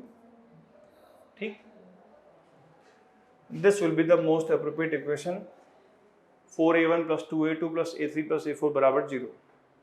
ओके, नेक्स्ट क्वेश्चन है 2022 में आया हुआ है, जून में। A system of 10 balls, each of mass 2 kg, are connected via massless and unstretchable string. The system is allowed to slip over the edge of a smooth table as shown in the figure. यहाँ से smooth table से slip कर रहा है। Tension in the string between the 7th and 8th ball is when the 6th ball is just leaves the table. तो यहाँ से 1 2 3 4 5 6, जब 6th ball just leaves the table, उस समय पूछा गया है कि 7th और 8th बॉल के बीच में, मान लीजिए 7th है और ये 8th है, इनके बीच में टेंशन कितनी होगी, तनाव कितना होगा। तो टिपिकली ये फ्री बॉडी डायग्राम का सवाल है। जब जो पार्ट अभी टेबल के ऊपर है उसमें 7 8 9 10 मतलब 4 मासेस हैं, 4m बोल लेते हैं। ठीक, और जो पार्ट नीचे है उसका मास कितना हो गया, 10m हो गया। उसका मास कितना हो गया, 6m हो गया। तो कुल मिला कितना मास है, 10m का मास है, 10 मासेस है। इसका मास 6m है। तो ये सिस्टम नीचे जा रहा होगा। अगर यहाँ से टेंशन, यहाँ पे टेंशन T है तो यहाँ भी टेंशन T होगी। इस सिस्टम के लिए 6mg, अगर एक का मास m हो, 6mg माइनस T बराबर 6 इंटू हो जाएगा इसका एक्सेलरेशन डाउनवर्ड पूरे सिस्टम का। मैग्नीट्यूड में इसका भी एक्सेलरेशन वही रहेगा। इसके लिए हो जाएगा T माइनस 4m T बराबर, इसके लिए T बराबर 4ma हो जाएगा, 6ma होगा यहाँ पे। ठीक, दोनों को अगर ऐड कर दे क्या मिल जाएगा, 6 mg बराबर कितना 10 ma। तो इस सिस्टम का जो उस समय एक्सेलरेशन होगा वो कितना हो जाएगा, m से m कैंसिल हो जाएगा, 0.6 इंटू जी हो जाएगा। ठीक, अब पूछा गया है कि 7th और 8th बॉल के बीच में कितनी टेंशन है। 8 के बाद 9th होगी और 9th के बाद 10 होगी। 7th यहाँ पे होगी, मान लिया यहाँ 8th हो गई, यहाँ 9th हो गई, यहाँ 10th हो गई। अब यहाँ टेंशन पूछी हुई, अब क्या कर सकते हैं, let us take this to be a new system. और अगर यहाँ पे टेंशन T है, इस सिस्टम के लिए T बराबर 3 ma हो जाएगा। एक्सेलरेशन सारे ही मासेस का मैग्नीट्यूड में बराबर रहेगा। इतने सिस्टम के लिए इसके ऊपर एक्सटर्नल फोर्स T हो गया जो हमें निकालना चाहते हैं, बराबर इसका मास 1 2 3 ma हो गया। कितना आ गया ये 3m इंटू एक्सेलरेशन 0.6 इंटू 10, हमें आंसर बताना है न्यूटन में, और मास है 2 kg का, इंटू 2 कर देंगे, we will have 3 into 6 into 2 कितना 36 newton. Answer will be 36 newton. ठीक, तो ये क्वेश्चन 2022 में जून में आया है। बोला है mass of 10 kg suspended vertically by a rope of length 5 metre from the roof. A force of 30 Newton is applied at the middle point of the rope in horizontal direction. Angle made by the upper half of the rope with the vertical is theta. पूछा x की value क्या होगी। तो पहले इसका हम diagram बनाएं। इससे एक ऐसे मिडिल पॉइंट से रोप से हमने यहाँ पे 10 kg का वेट लटका रखा है और इस पॉइंट पे एक हॉरिजॉन्टल फोर्स लगा रहे हैं F, कितना 30 न्यूटन का। तो पूछा गया है जो upper half of the rope with vertical theta angle कितना बनाएगा, ये थीटा एंगल कितना बनाएगा इक्विलिब्रियम पोजीशन में। तो पूरा सिस्टम इक्विलिब्रियम में है। इस नॉट के ऊपर अगर हम लगाए न्यूटन्स लॉ, इसके ऊपर नेट फोर्स 0 होना चाहिए क्योंकि इक्विलिब्रियम में रेस्ट पे है, मासलेस रोप भी है। इसके ऊपर कौन कौन से फोर्स लग रहे होंगे, एक यहां से लग रहा होगा टेंशन T, इस पार्ट में रोप में जो भी टेंशन है तनाव T1, यहां से फोर्स लग रहा है 30 न्यूटन, और क्योंकि इक्विलिब्रियम में है तो नीचे फोर्स लग रहा है इसके ऊपर 100 न्यूटन का, क्योंकि इसका वेट कितना है 10 kg है। तो इस ये वेट इसके टेंशन से हो जाएगा बैलेंस, तो यहाँ कितना फोर्स होगा 100 न्यूटन का फोर्स होगा। अब अगर इस नॉट के ऊपर हम नेट फोर्स को 0 करें तो वर्टिकल डायरेक्शन में T1 cos थीटा किसके बराबर आ जाएगा 100 के बराबर आ जाएगा। ठीक, और हॉरिजॉन्टल डायरेक्शन में T का इधर वाला कंपोनेंट T1 साइन थीटा बराबर 30 हो जाएगा। हमें T1 नहीं चाहिए, हमें एंगल थीटा चाहिए, दोनों को डिवाइड कर देते हैं तो tan थीटा आ जाएगा 3/10। ठीक, as per this question theta will be equal to therefore tan inverse 3/10 या 3 इंटू 10 की पावर ऑफ -1, x की वैल्यू कितनी आएगी देयरफॉर 3 आ जाएगी। ठीक,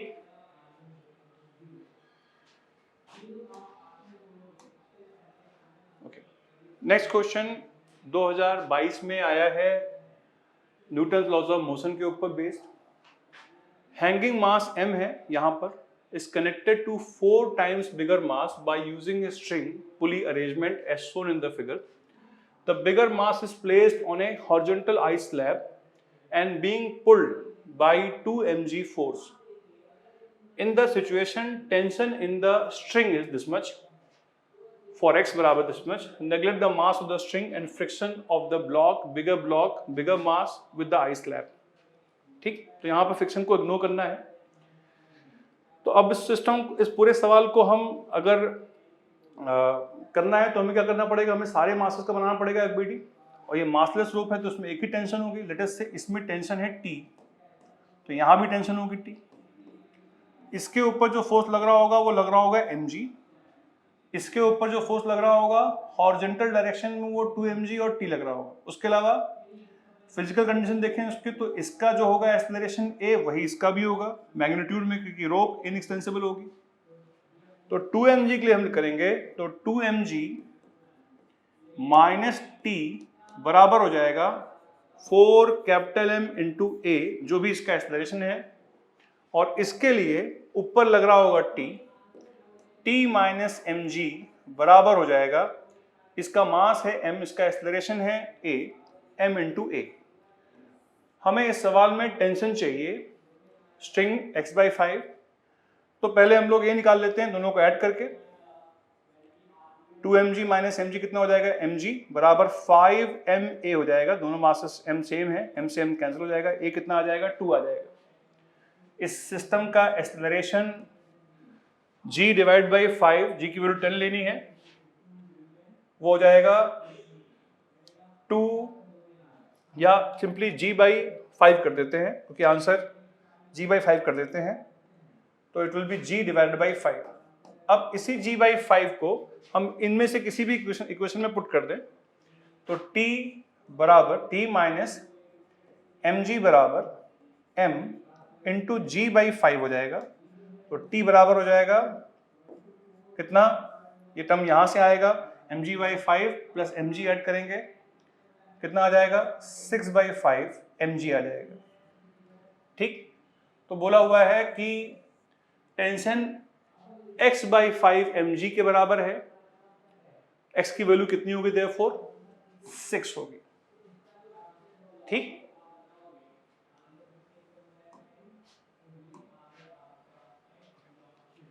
ओके, तो ये सवाल आया है 2022 में जून में।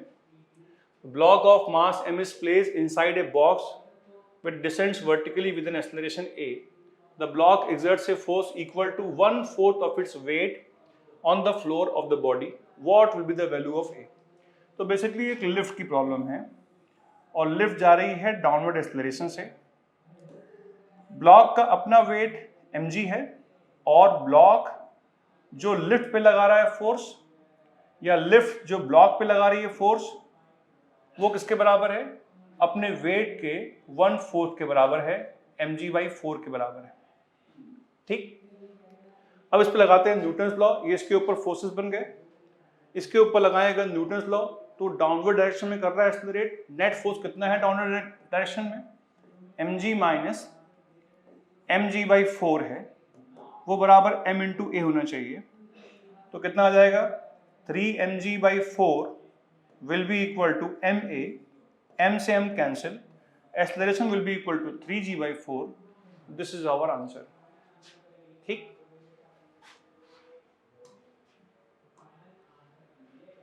ओके, तो नेक्स्ट क्वेश्चन है 2022 में आया हुआ। 2 incline planes are placed as shown. 2 incline planes हैं in the figure. A block is projected from the point A of inclined plane AB along the surface with velocity just sufficient to carry it to the point B. इतनी velocity दी गई ताकि just B point तक पहुंच जाए। At a height of, उसकी height 10 metre है। After reaching the point B, the block slides down the inclined plane BC. Time it takes to reach the point C from the point A is t, value of t's. तो इसको कितना time लगेगा, time it takes to reach the point C from the point A. तो point ए से start करके point B पे कितना time लगेगा और बी से सी पे कितना लगेगा, हमें टोटल टाइम निकालना है। ठीक, हमें मालूम होना चाहिए कि क्योंकि स्मूथ इंक्लाइन प्लेन है, इसमें कहीं फ्रिक्शन नहीं है, तो इंक्लाइन प्लेन पे कितना होता है एक्सेलरेशन, जी साइन थीटा होता है डाउन द इंक्लाइन। तो जब ये ऊपर जा रहा होगा उस समय इसका एक्सेलरेशन g साइन 45 होगा, और इसको जो डिस्टेंस कवर करनी है इंक्लाइन प्लेन के अलोंग, वो डिस्टेंस कवर करनी है कितनी, 10 मीटर की। ठीक, वो 10 मीटर वर्टिकल हाइट। तो ये वाली लेंथ कितनी हो जाएगी, ये लेंथ कितनी हो जाएगी अगर ये लेंथ मान लिया y है तो इस वाले ट्रायंगल में sin 45 कितना हो जाएगा, 10 डिवाइड बाई y हो जाएगा, एंड देयरफॉर y कितना आ जाएगा, 10 डिवाइड बाई sin 45 आ जाएगा। ठीक, तो ये किसी वेलोसिटी जा रहा है और क्या बोला गया है कि जस्ट इस पॉइंट पे जाके रुक जाता है। एक तरीके से समथिंग सिमिलर टू जब एक पार्टिकल को हम u वेलोसिटी से ऊपर फेंकते हैं, किसी वेलोसिटी से ऊपर फेंकते हैं, तो टॉप मोस्ट पॉइंट जाने में उसको जो टाइम लगता है, टाइम ऑफ एसेंट बोल रहे हैं उसको, वो √2h/g लगता है। उसी तरीके से यहां पे हाइट कितनी है, 10/sin 45, और एक्सेलरेशन कितना है, g/sin 45। तो ऊपर जाने का टाइम कितना लगेगा, √2h के जगह पे 10/sin 45, और नीचे आने कितना टाइम लगेगा। ठीक, और g कितना हो जाएगा, g हो जाएगा g/sin 45 हो जाएगा टाइम ऑफ एसेंट, ऊपर जाने का टाइम हो जाएगा। इसको सॉल्व करें, g की वैल्यू 10 के ही बराबर है, और sin 45 कितना हो गया, 1/√2 1/2 हो गया, 2 ऊपर गया तो कितना आ गया, 2 सेकेंड्स आ गया। ऊपर जाने का टाइम देयरफॉर 2 सेकेंड्स होगा। उसी तरीके से टाइम ऑफ डिसेंट में कितना एक्सेलरेशन है इसका डाउनवर्ड डायरेक्शन में, g/sin थीटा होगा।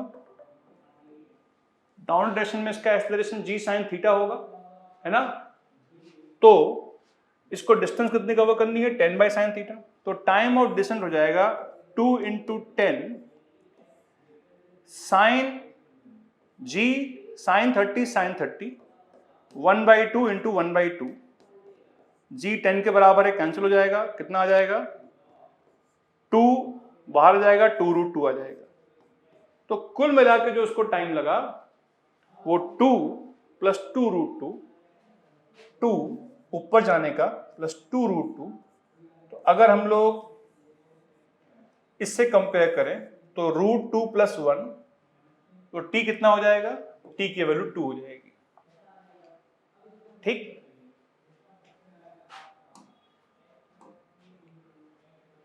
नेक्स्ट क्वेश्चन 2022 का है, जुलाई शिफ्ट का। 4 forces are acting on a point P in equilibrium, 1 2 3 4 as shown in the figure. The ratio of the force F1 to F2 is 1:x।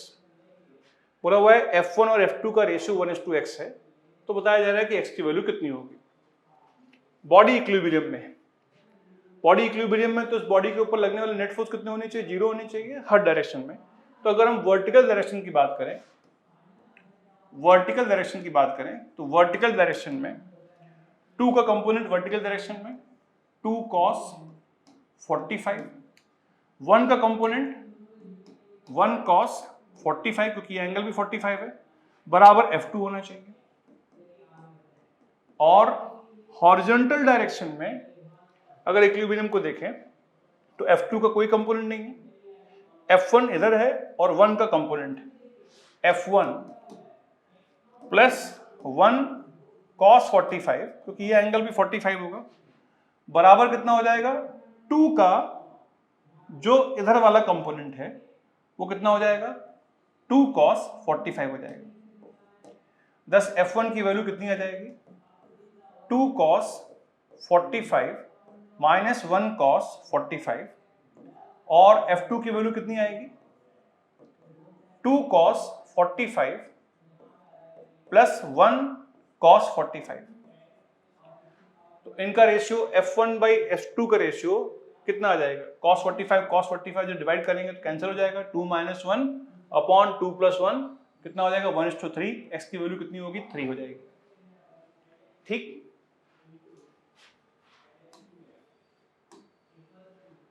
Okay. Next question है 2022 में आया है, जुलाई shift में। बोला है free body diagram shown in the figure, the 4 forces are applied in x and y direction. The additional force must be applied in what angle with the positive axis, x-axis, so that the net acceleration of body 0. Net acceleration 0 करने का क्या मतलब हो गया कि उसके ऊपर net force 0 कर दिया जाए। तो इन चारों का जो भी रिजल्टेंट है वो फोर्स क्या होना चाहिए, उसके जस्ट अपोजिट होना चाहिए। तो अगर इसको वेक्टोरली करें तो पहला वाला फोर्स कितना हो गया, 5i कैप हो गया। ये फोर्स कितना हो गया, 7j कैप हो गया। ये फोर्स कितना हो गया, -6i कैप हो गया। ये फोर्स कितना हो गया, -8j कैप हो गया, प्लस एक और अननोन फोर्स F। इन सब का रिजल्टेंट 0 होना चाहिए। एंड देयरफॉर इसी को सॉल्व करें, F की वैल्यू कितनी आ जाएगी, F की वैल्यू आ जाएगी 6i कैप, यहाँ जाएगा -5i कैप हो जाएगा, कितना आ जाएगा i कैप, और ये कितना आ जाएगा +j कैप। तो फोर्स कितना होना चाहिए, 1i कैप + 1j कैप, मतलब मैग्नीट्यूड कितना होना चाहिए, √2 होना चाहिए। उसका मैग्नीट्यूड √2 होना चाहिए, इसका कितना मैग्नीट्यूड होगा, √2, और उसका एंगल कितना होना चाहिए, उसका एंगल 45 डिग्री होना चाहिए। इस डायरेक्शन में फोर्स लगाना चाहिए ताकि नेट फोर्स 0 हो जाएगा। ठीक,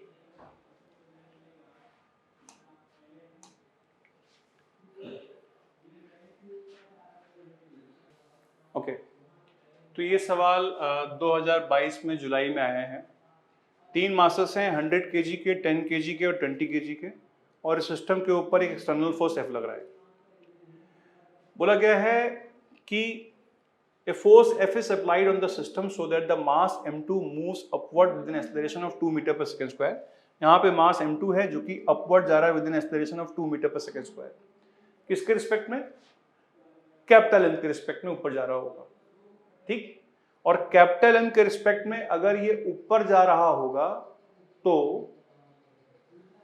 क्या होगा, ये मास भी कैपिटल M के रिस्पेक्ट में, m1 मास भी कैपिटल M के रिस्पेक्ट में इस डायरेक्शन में मूव कर रहा होगा 2 मीटर पर सेकेंड स्क्वायर के एक्सेलरेशन से। ठीक, क्योंकि कैपिटल M के लिए जितना ये इधर जाएगा उतना ही इसको ऊपर जाना चाहिए कंस्ट्रेंट मोशन से, रोप इनएक्सटेंसिबल है। ठीक, तो अगर हम कैपिटल M के रिस्पेक्ट में इस सिस्टम को देखें, मान लेते हैं कैपिटल M का खुद ही का एक्सेलरेशन कैपिटल A है, बिल्कुल होगा क्योंकि इसके ऊपर फोर्स लग रहा है।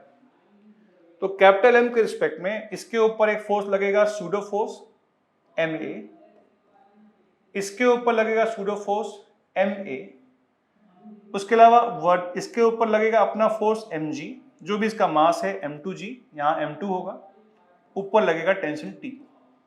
अब अगर इस सिस्टम को देखें, इस सिस्टम का फिजिकल कंडीशन ये है कि ये कितना कर रहा है एक्सेलरेट, 2 मीटर पर सेकेंड स्क्वायर कैपिटल M के रिस्पेक्ट में। तो वर्टिकल डायरेक्शन में लगने वाले फोर्सेस कौन कौन से हो गए उसके ऊपर, T ऊपर हो गया, माइनस अपना कितना वेट है 20 इंटू 10 200 न्यूटन, बराबर अपवर्ड डायरेक्शन में कितना एक्सेलरेशन है इसका, 2 मीटर पर सेकेंड स्क्वायर है, तो मास 20 है, 20 इंटू 2 कितना हो जाएगा 40, मास इंटू A कर रहे हैं 40 हो जाएगा। एंड देयरफॉर रोप में टेंशन कितनी हो जाएगी, रोप में टेंशन 240 न्यूटन की हो जाएगी। ठीक, उसके अलावा अब अगर हम लोग इस सिस्टम को देखें, इसके ऊपर एक कैपिटल M के रिस्पेक्ट में सूडो फोर्स लगाया इसके ऊपर, उसके अलावा यहां पे इसके ऊपर लग रहा होगा टेंशन T, है ना, यहां से लग रहा होगा उसके ऊपर टेंशन T, और क्योंकि ये ऊपर जा रहा है तो ये भी इधर जाएगा सेम एक्सेलरेशन से, तो इसके ऊपर क्या किया जाएगा 10 इंटू A, इसका मास कितना है 10 है, इंटू A इधर फोर्स लग रहा होगा, माइनस टेंशन कितनी आई है 240 न्यूटन आई है, बराबर कितना होना चाहिए 10 इंटू इसका भी कितना होगा एक्सेलरेशन 2 होगा कैपिटल M के रिस्पेक्ट में। एंड दस इसको सॉल्व करेंगे तो हमें कैपिटल A की वैल्यू मिल जाएगी, 10 इंटू A बराबर 260 आ जाएगी। यहां से जब ये टर्म आएगा 240 ये टर्म है, ठीक, 240 plus 20 260, and therefore A will be equal to 26 metre पर सेकेंड स्क्वायर। इस मास का देयरफॉर 100 kg मास का देयरफॉर 26 मीटर पर सेकेंड स्क्वायर एक्सेलरेशन होना चाहिए। अब अगर इस बड़े वाले मास का हम फ्री बॉडी डायग्राम बनाएं तो बड़े वाले मास और इस वाले मास दोनों साथ में चल रहे होंगे, दोनों कांटेक्ट में होंगे, यहाँ फिगर में नहीं है लेकिन ऑब्वियस बात है इनको कांटेक्ट में होना चाहिए। तो बड़े वाले मास और छोटे वाले मास के ऊपर अगर हम फोर्सेस देखें तो उनके ऊपर फोर्स लग रहा होगा F, जो कि एक्सटर्नल फोर्स है, जो हमें निकालना भी है, और कुल मिला के मास कितना हो गया 100 प्लस कितना 120 kg हो गया। और इस पूरे सिस्टम के ऊपर ये तो फोर्स इंटरनल हो गया, हमने इसको क्या मान लिया, सिस्टम मान लिया। इनके बीच में लगने वाला फोर्स इंटरनल हो गया, लेकिन इस सिस्टम के ऊपर एक हॉरिजॉन्टल डायरेक्शन में टेंशन T लग रहा होगा। क्यों? ये पुली लगाएगी इसको, पुली के ऊपर लगने वाला सारा फोर्स सपोर्ट पे ट्रांसफर हो जाता है, तो हॉरिजॉन्टल डायरेक्शन में उसके ऊपर एक T फोर्स लग रहा होगा, किधर, इसके मोशन के अपोजिट। एंड दस इस पूरे सिस्टम को अगर हम इस पे लगाएं न्यूटन्स लॉ, तो F माइनस टेंशन कितनी आई थी 240 आई थी, 240 will be equal to 120 into 26, क्योंकि सिस्टम का पूरा एक्सेलरेशन कितना आया था 26 आया था, तो 120 इंटू 26 प्लस 240 करने पे हम लोगों को मिलेगा, कैलकुलेटर से कैलकुलेट कर सकते हैं हम लोग, we will get 120 into 26 plus 240, we will get 3360. This will be our option number 1. तो अब इसको ऊपर हम फोर्स लगाएंगे कितना 3360 न्यूटन, तो ही कंडीशन बनेगी कि ये मास ऊपर जाएगा और ये मास इस डायरेक्शन में एक्सेलरेट कर रहा होगा। ठीक,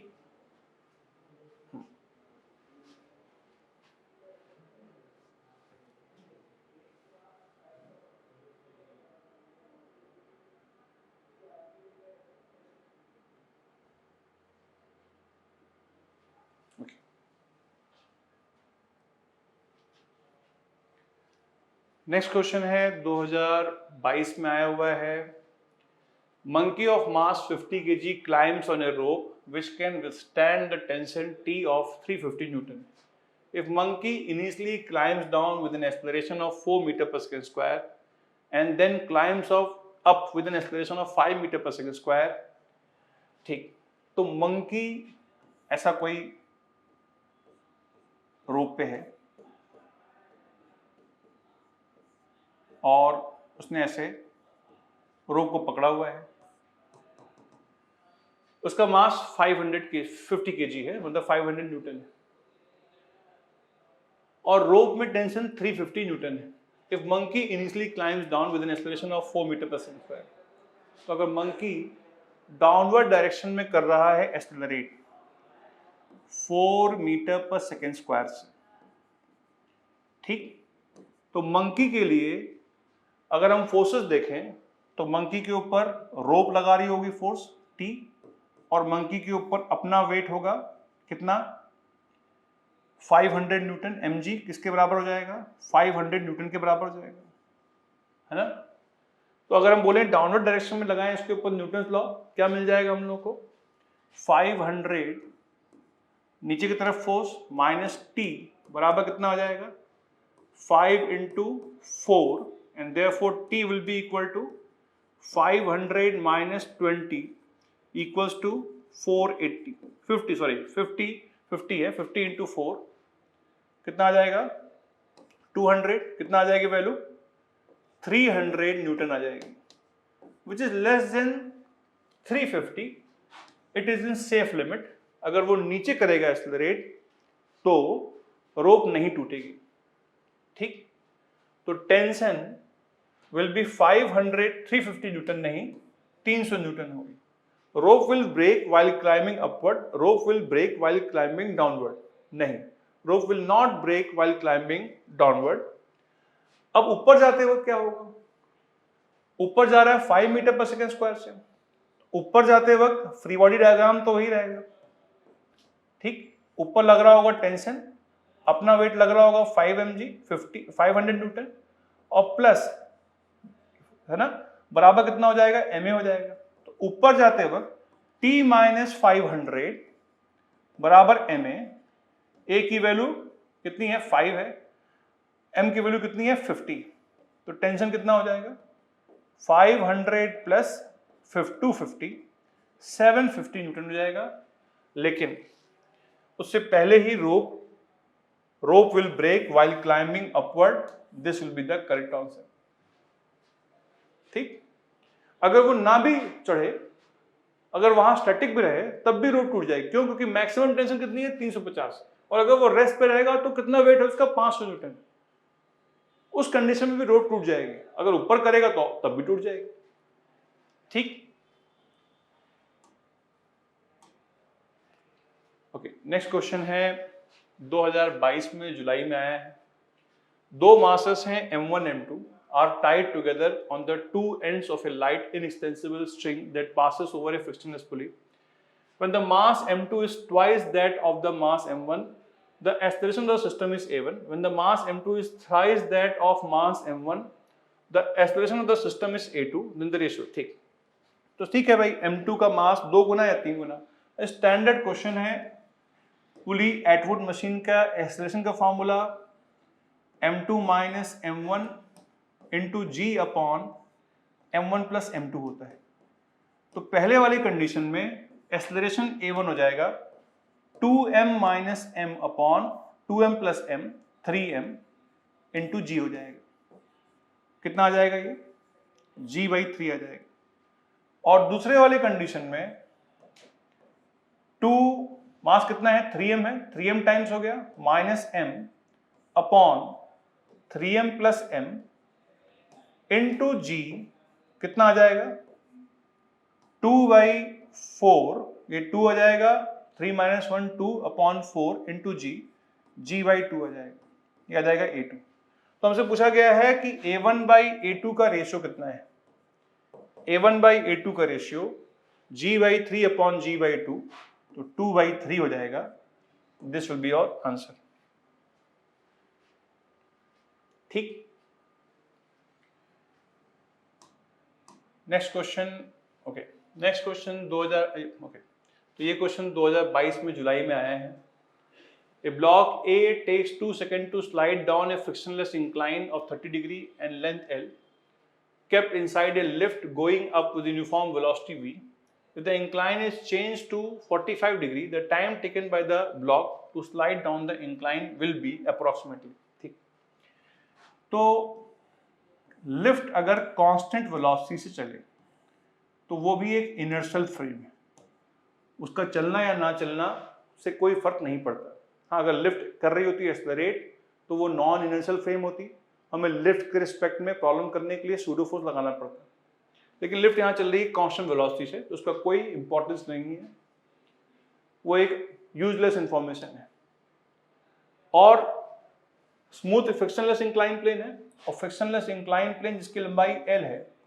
ठीक, अगर ये एंगल थीटा है, बोला गया है slide down frictionless incline plane of length L, तो इस बार अगर स्लाइड करने में उसको एंगल लगता है, उसका कितना है? टाइम लगता है t। ठीक, if the incline is change, तो बोला गया उसको 2 सेकेंड लगता है, जब कितना एंगल है? 30 डिग्री। तो इस कंडीशन में उसका कितना होगा एक्सेलरेशन? उसका एक्सेलरेशन होगा g sin थीटा, एंड दस वी विल हैव L बराबर हाफ इंटू g की वैल्यू g sin थीटा है इंटू 2 का होल स्क्वायर। अगली वाली कंडीशन में इंक्लाइन का चेंज कर दिया 45 degree, the time taken by the block to slide down the incline. ये मानते हुए लेंथ वही रही, बस उसका एंगल क्या कर दिया हमने? बढ़ा दिया। कितना कर दिया? 45 डिग्री कर दिया। तो अगली वाली कंडीशन में L बराबर हाफ g sin 45 हो जाएगा, यहाँ g sin 30 रहा होगा, यहाँ g sin 45 इंटू टी का होल स्क्वायर। दोनों को हम बराबर कर देते हैं, हमें मिल जाएगा 2 का whole square 4 into sine 30 1/2, 4 into sine 30 1/2 बराबर 1/√2 साइन 45 की वैल्यू इंटू टी स्क्वायर। 2 से 2 कैंसिल हो जाएगा, 4 कैंसिल हो जाएगा, 2 हो जाएगा, 2√2 बराबर आ जाएगा टी स्क्वायर। इसको सॉल्व करेंगे, we will get the value of T. ठीक, तो 2√2 हो जाएगा 2 इंटू 1.4 कितना आ जाएगा 2.42 आ जाएगा, और 2.42 का अंडर रूट हमें निकालना पड़ेगा। 2.42 का अंडर रूट कितना हो जाएगा, करीबन करीबन 1.68 आ जाएगा। तो time we will take will be 1.68। ठीक, ओके। नेक्स्ट क्वेश्चन 2022 में जुलाई में आया है स्विफ्ट 2 में। एक यूनिफॉर्म मेटल चेन है, मास m की और लेंथ l की, passes over a massless and frictionless pulley. It is released from rest with the part of its length L is hanging on one side and the rest of the length is hanging on the other side of the pulley. At the certain point of time when L बराबर L by x, the acceleration of the change is g by 2, the value of x is। ठीक, तो अभी जो है starting में कितना एक portion जो है यहाँ पे है और उसका अपोजिट पोर्शन यहाँ पे क्या लटका हुआ है। तो इस सवाल को करने के लिए आपको एटवुड मशीन का फॉर्मूला मालूम होना चाहिए, और दूसरी बात हमें एक कॉन्सेप्ट मालूम होना चाहिए कि रोप की जो मास है उसमें लीनियरली डिस्ट्रीब्यूटेड है। तो अगर मैं बोलूँ इसका मास पर यूनिट लेंथ लेमडा है, तो इतने पोर्शन का मास कितना हो जाएगा, लेमडा एल हो जाएगा। इसका मास कितना हो जाएगा, lambda capital N minus small L हो जाएगा। ठीक, और हमें याद होना चाहिए एटवुड मशीन का फॉर्मूला, उसमें होता है acceleration m2 minus m1 into G upon m2 plus m1 हो जाएगा, और एज पर दिस क्वेश्चन ये g by 2 के बराबर है। बोला गया है कि at a certain point when length l is equal to l by x। ठीक, तो हमें x की वैल्यू निकालनी है, तो क्या करें, यहां से g से g कैंसिल कर दें, और m2 का मास कितना हो जाएगा, m2 का मास हो जाएगा lambda into l minus l by x, क्योंकि स्मॉल l बाई एक्स के बराबर है, माइनस m1 का मास कितना हो जाएगा, इस साइड का मास कितना हो जाएगा, इस पोर्शन का मास कितना हो जाएगा, इस पोर्शन का मास हो जाएगा lambda into l minus lambda into l by x upon m1 plus m2, पूरे का मास लेमडा इंटू l के बराबर हो। पूरे का मास लेमडा इंटू l के बराबर होगा, जो भी इसकी टोटल लेंथ है, डिनोमिनेटर में m1 प्लस m2 ही तो है, और ये बराबर हो जाएगा बच्चों 1/2 के। तो लेमडा से लेमडा एक कैंसिल हो गया, और सिंप्लीफाई करते हैं, ये आ जाएगा हमारे पास इक्वेशन l पूरी length minus l by x minus l by x minus 2l by x into 2 करेंगे, जब 2 यहां लेके आएंगे, बराबर l हो जाएगा। l से l भी कैंसिल हो गया, आगे आ गया हमारे पास 2 माइनस 4 बाई एक्स बराबर 1, एंड देयरफॉर ये टर्म यहां से यहां लाएंगे, 1 बराबर 4 by x, and therefore x will be equal to 4। Answer is 4। ठीक,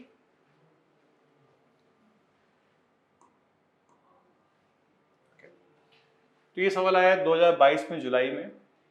दो बॉडीज हैं, मास m1 और m2 3 kg और 5 kg की, are connected by light string going over a smooth light pulley on a smooth inclined plane as shown in the figure. The system is at rest. The force exerted by the inclined plane on the body of mass m1 will be। ये पूरा system बोला गया है rest पे। ठीक, मास m1 जो है वो 5 kg का है, और मास m2 जो है वो 3 kg का है, और ये एंगल थीटा हमको नहीं दे रखा है। स्मूथ इंक्लाइन प्लेन तो फ्रिक्शन भी नहीं है, और पूरा सिस्टम रेस्ट पे है। वो कैसे पॉसिबल है, इसका जो वेट है वो कितना हो जाए 30, तो यहां पे भी कितना फोर्स हो जाए, टेंशन 30 हो जाए, तो ये भी टेंशन T 30 होनी चाहिए क्योंकि रेस्ट पे है, और इस वेट का इधर वाला कंपोनेंट 50 साइन थीटा, क्योंकि इस डायरेक्शन में भी इक्विलिब्रियम में होगा, मस्ट बी इक्वल टू 30। तो 50 sine theta must be equal to कितना 30 एंड देयरफॉर साइन थीटा कितना आ गया 3/5 आ गया, विच मीन्स थीटा कितना है 37 डिग्री। तभी ऐसा इक्विलिब्रियम हो सकता है इन दोनों मासेस का। उस कंडीशन में बोला हुआ था force exerted by the incline plane on the body of mass m1, तो इंक्लाइन प्लेन कितना फोर्स लगा रहा है, नॉर्मल लगा रहा है, बस हमें नॉर्मल पूछा गया है।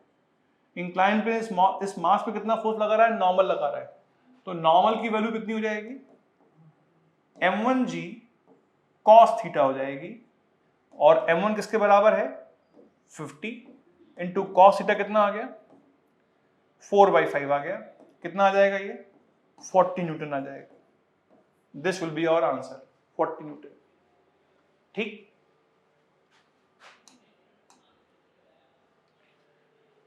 नेक्स्ट क्वेश्चन 2023 में आया है 24 जनवरी को। एज पर the given figure a weightless pulley P is attached on the double inclined frictionless surface। तो ये एक वेटलेस पुली है, डबल इंक्लाइन फ्रिक्शनलेस सरफेस है, 6 kg और 1 kg का। Tension in the string will be, बतानी टेंशन कितनी है। सिस्टम मूव कर रहा होगा क्योंकि दोनों मासेस अलग अलग है। ठीक, हमें सिंपली इसका लेना है वेट कितना 40 sin 60 इधर की तरफ, इसका लेना है वेट कितना 10 sin 30 इधर की तरफ। जो टेंशन यहां होगी वही टेंशन यहां होगी, और ये पूरा सिस्टम कर रहा होगा एक्सेलरेट। रोप इनएक्सटेंसिबल है तो दोनों मासेस का एक्सेलरेशन मैग्नीट्यूड में बराबर होगा। इसका अगर a है तो इसका भी a होगा। इस पूरे सिस्टम के लिए लिखते हैं क्या, न्यूटन्स लॉ लिखते हैं दोनों मासेस के लिए अलग अलग। तो पहले वाले मास के लिए क्या हो जाएगा 40 sin 60 40√3/2 माइनस टेंशन बराबर 4 इंटू इसका हो जाएगा एक्सेलरेशन। इसके लिए क्या हो जाएगा t माइनस 10 sin 30, 10 sin 30 कितना हो जाएगा 5 हो जाएगा, बराबर इसका मास कितना है 1 इंटू a। ठीक, मुझे एक्सेलरेशन नहीं चाहिए, मुझे टेंशन चाहिए, तो मैं टेंशन को एलिमिनेट करने का जुगाड़ लगाता हूं। कैसे, सेकंड वाली इक्वेशन को 4 से मल्टीप्लाई करके 4t माइनस 20 बराबर 4a, और दोनों 4a को मैं बराबर कर दूंगा, तो मुझे क्या मिल जाएगा 40√3/2 कितना हो जाएगा 20√3 हो जाएगा, 20√3 माइनस t बराबर 4t माइनस 20 हो जाएगा। ये टर्म यहां से यहां जाएगा तो 20√3 प्लस 1 कॉमन ले लें, बराबर हो जाएगा किसके 5t के बच्चों, क्योंकि 4t प्लस t कितना हो जाएगा 5t हो जाएगा। तो t कितना हो जाएगा 4√3 plus 1, this will be our tension 4 common √3 plus 1 newton. ठीक, नेक्स्ट क्वेश्चन स्टेटमेंट बेस है, 2023 जनवरी में आया है। एलिवेटर कैन गो अप और down with uniform speed when its weight is balanced with the tension of its cable. पहला statement, जब उसका वेट उसके टेंशन ऑफ केबल से बैलेंस्ड हो, मतलब दोनों बराबर, बिल्कुल सही बात है, स्टेटमेंट बिल्कुल सही है। अगर टेंशन और mg बराबर होंगे तो उसका एक्सेलरेशन 0 होगा, और जब एक्सेलरेशन 0 होगा तो उसकी वेलोसिटी कांस्टेंट होगी। Can go up and down with uniform speed, बिल्कुल सही बात है, स्टेटमेंट 1 सही है।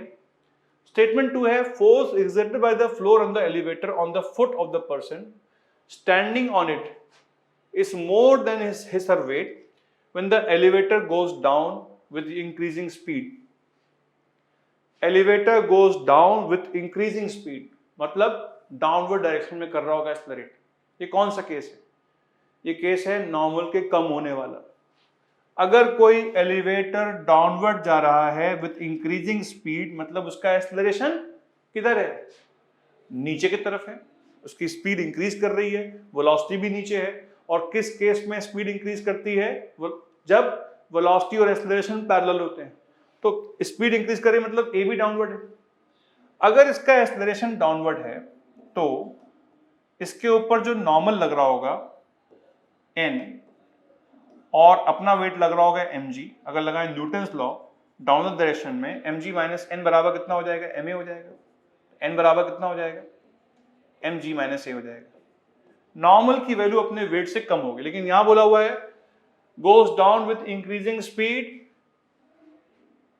the force exerted by the floor of elevator on the foot of the person standing on it is more than its weight, more नहीं less होगा। तो stated इसमें क्या स्टेटमेंट 2 गलत है, हमारे पास हो जाएगा statement 1 is true but statement 2 is false। ठीक, सेकंड ऑप्शन। नेक्स्ट क्वेश्चन 2023 में आया है जनवरी में। Force act 20 second on a body of mass 20 kg starting from rest, after which the force ceases and the body describes 50 metre in the next 10 second the value of the force. ठीक, एक force लगेगा 20 second में, तो अगर constant force है तो we can use the fact that F D T का integral बराबर चेंज इन मोमेंटम होता है। फोर्स एफ है, कांस्टेंट है, फोर्स इनटू टाइम कर देंगे 20 बराबर change in velocity, starting rest से हो रही है और starting from rest,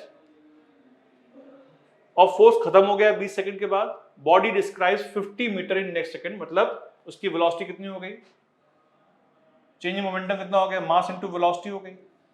change in momentum कितना हो गया, मास इनटू वेलोसिटी, क्योंकि स्टार्टिंग वाली वेलोसिटी कितनी है, 0 है, और उसकी वेलोसिटी है कितनी, क्योंकि वो बॉडी 50 मीटर चल रही 10 सेकंड में, उसकी वेलोसिटी कितनी होनी चाहिए, कांस्टेंट है तो 5 होनी चाहिए। कितना आ जाएगा ये, 20 इंटू मास 20 है इंटू 5 आ जाएगा, एंड दस F will be equal to 5 metre. This is the correct option. ठीक, ओके, तो ये क्वेश्चन आया है जनवरी 2023 में। बोला है figure represent the momentum time graph for the particle moving along an axis. पूछा गया है under the graph where the magnitude of force is maximum and minimum respectively. तो ये मोमेंटम वर्सेस टाइम ग्राफ दे रखा है, इससे पूछा है फोर्स मैक्सिमम कब होगा, फोर्स मिनिमम कब होगा। मोमेंटम टाइम ग्राफ से हम लोग फोर्स कैसे निकालें, क्योंकि हमारे पास एक इक्वेशन है F बराबर dp बाई dt, तो बेसिकली मोमेंटम टाइम ग्राफ का स्लोप ही क्या होगा एक्सेलरेशन। एक इंफॉर्मेशन दे रखी कि t3 माइनस t2 t1 से छोटा है, मतलब ये वाली जो लेंथ है ये छोटी है एज कंपेयर टू ये वाली लेंथ। ठीक, तो सबसे ज्यादा स्टीपर कौन सा है, कहां स्टीप दिख रहा है, भाई ये बेस बहुत छोटा है और ये यहां से यहां गिर रहा है, तो मैक्सिमम कहां स्लोप है, मैग्नीट्यूड में सी पॉइंट पे है। ठीक ठीक, हमें फोर्स का मैग्नीट्यूड ही पूछा हुआ है, उसके अलावा सी पॉइंट पे मैक्सिमम और मिनिमम स्लोप कहां दिखाई दे रहा है, भाई यहां से यहां तक चेंज हो रहा है, बहुत बड़ा बेस है, ये दिख रहा है साफ साफ, तो मिनिमम कहां पर है, बी पॉइंट पे, तो मैक्सिमा है सी पॉइंट पे और मिनिमा है बी पॉइंट पे। This will be the correct answer. Okay, तो ये क्वेश्चन 2023 में आया है। ब्लॉक जिसका वेट √3 kg है attached to string whose other end is attached to the wall, unknown force F is applied so that the string makes an angle 30 degree with the wall, tension T पूछी कितनी। ठीक, तो यहाँ tension T marked है, इस रोप में कितनी tension है पूछी जा रही है। तो सिंपल सा क्वेश्चन है, न्यूटन्स लॉ का इस बॉडी के ऊपर कितना वेट लग रहा होगा, √3 इंटू 10, वही टेंशन यहाँ पे भी होगी, इसको T1 बोलते हैं, और अननोन फोर्स F इसके ऊपर लग रहा है, कोई दिक्कत की बात नहीं है। इस टेंशन, इस वाली टेंशन का वर्टिकल कंपोनेंट 30 कितना एंगल है, 30 डिग्री। इस नॉट को अगर इक्विलिब्रियम में रखा जाए, ये नॉट इक्विलिब्रियम में है, इस वाली टेंशन का vertical component T cos theta, कौन कर रहा होगा बैलेंस, F तो नहीं कर रहा होगा, इसको अपना वेट कर रहा होगा, तो T cos 30 इसका जो वर्टिकल कंपोनेंट है must be equal to √3 into 10, cos 30 होता है बेटा √3 डिवाइडेड बाई 2, √3 into 10, √3 कैंसिल हो जाएगा, T will be equal to 20 newton is our answer. ठीक,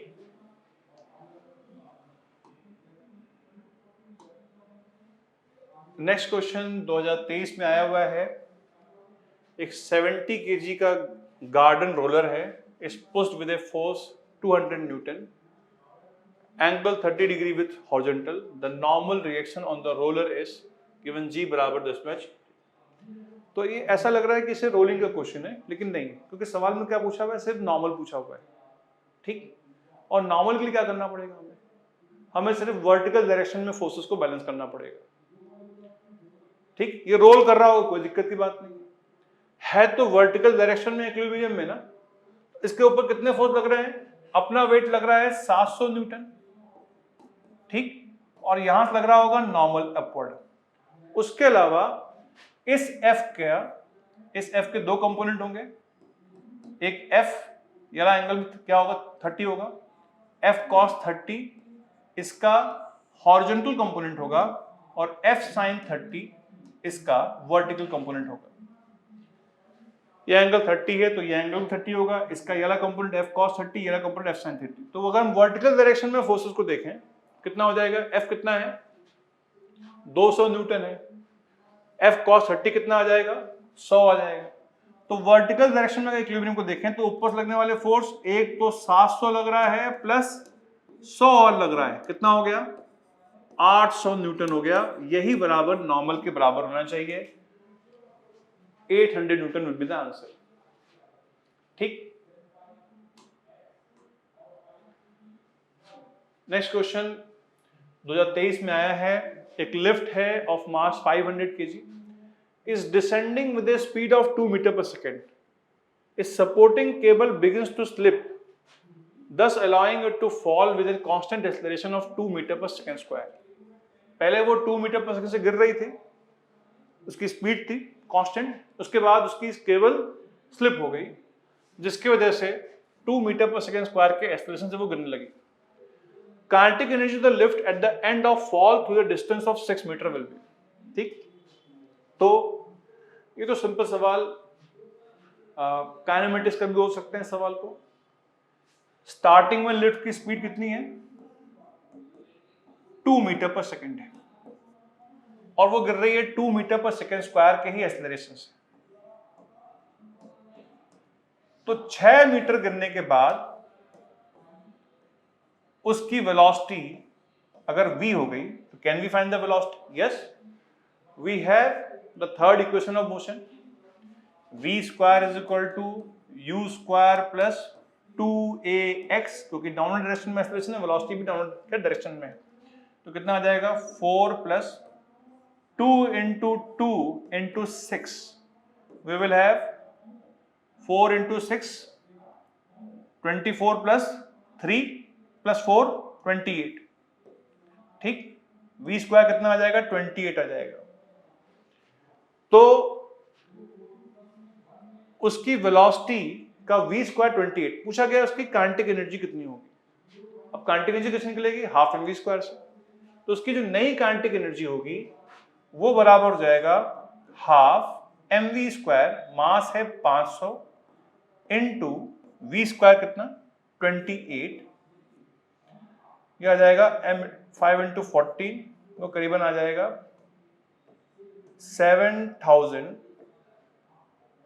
जूल या 7 किलो जूल।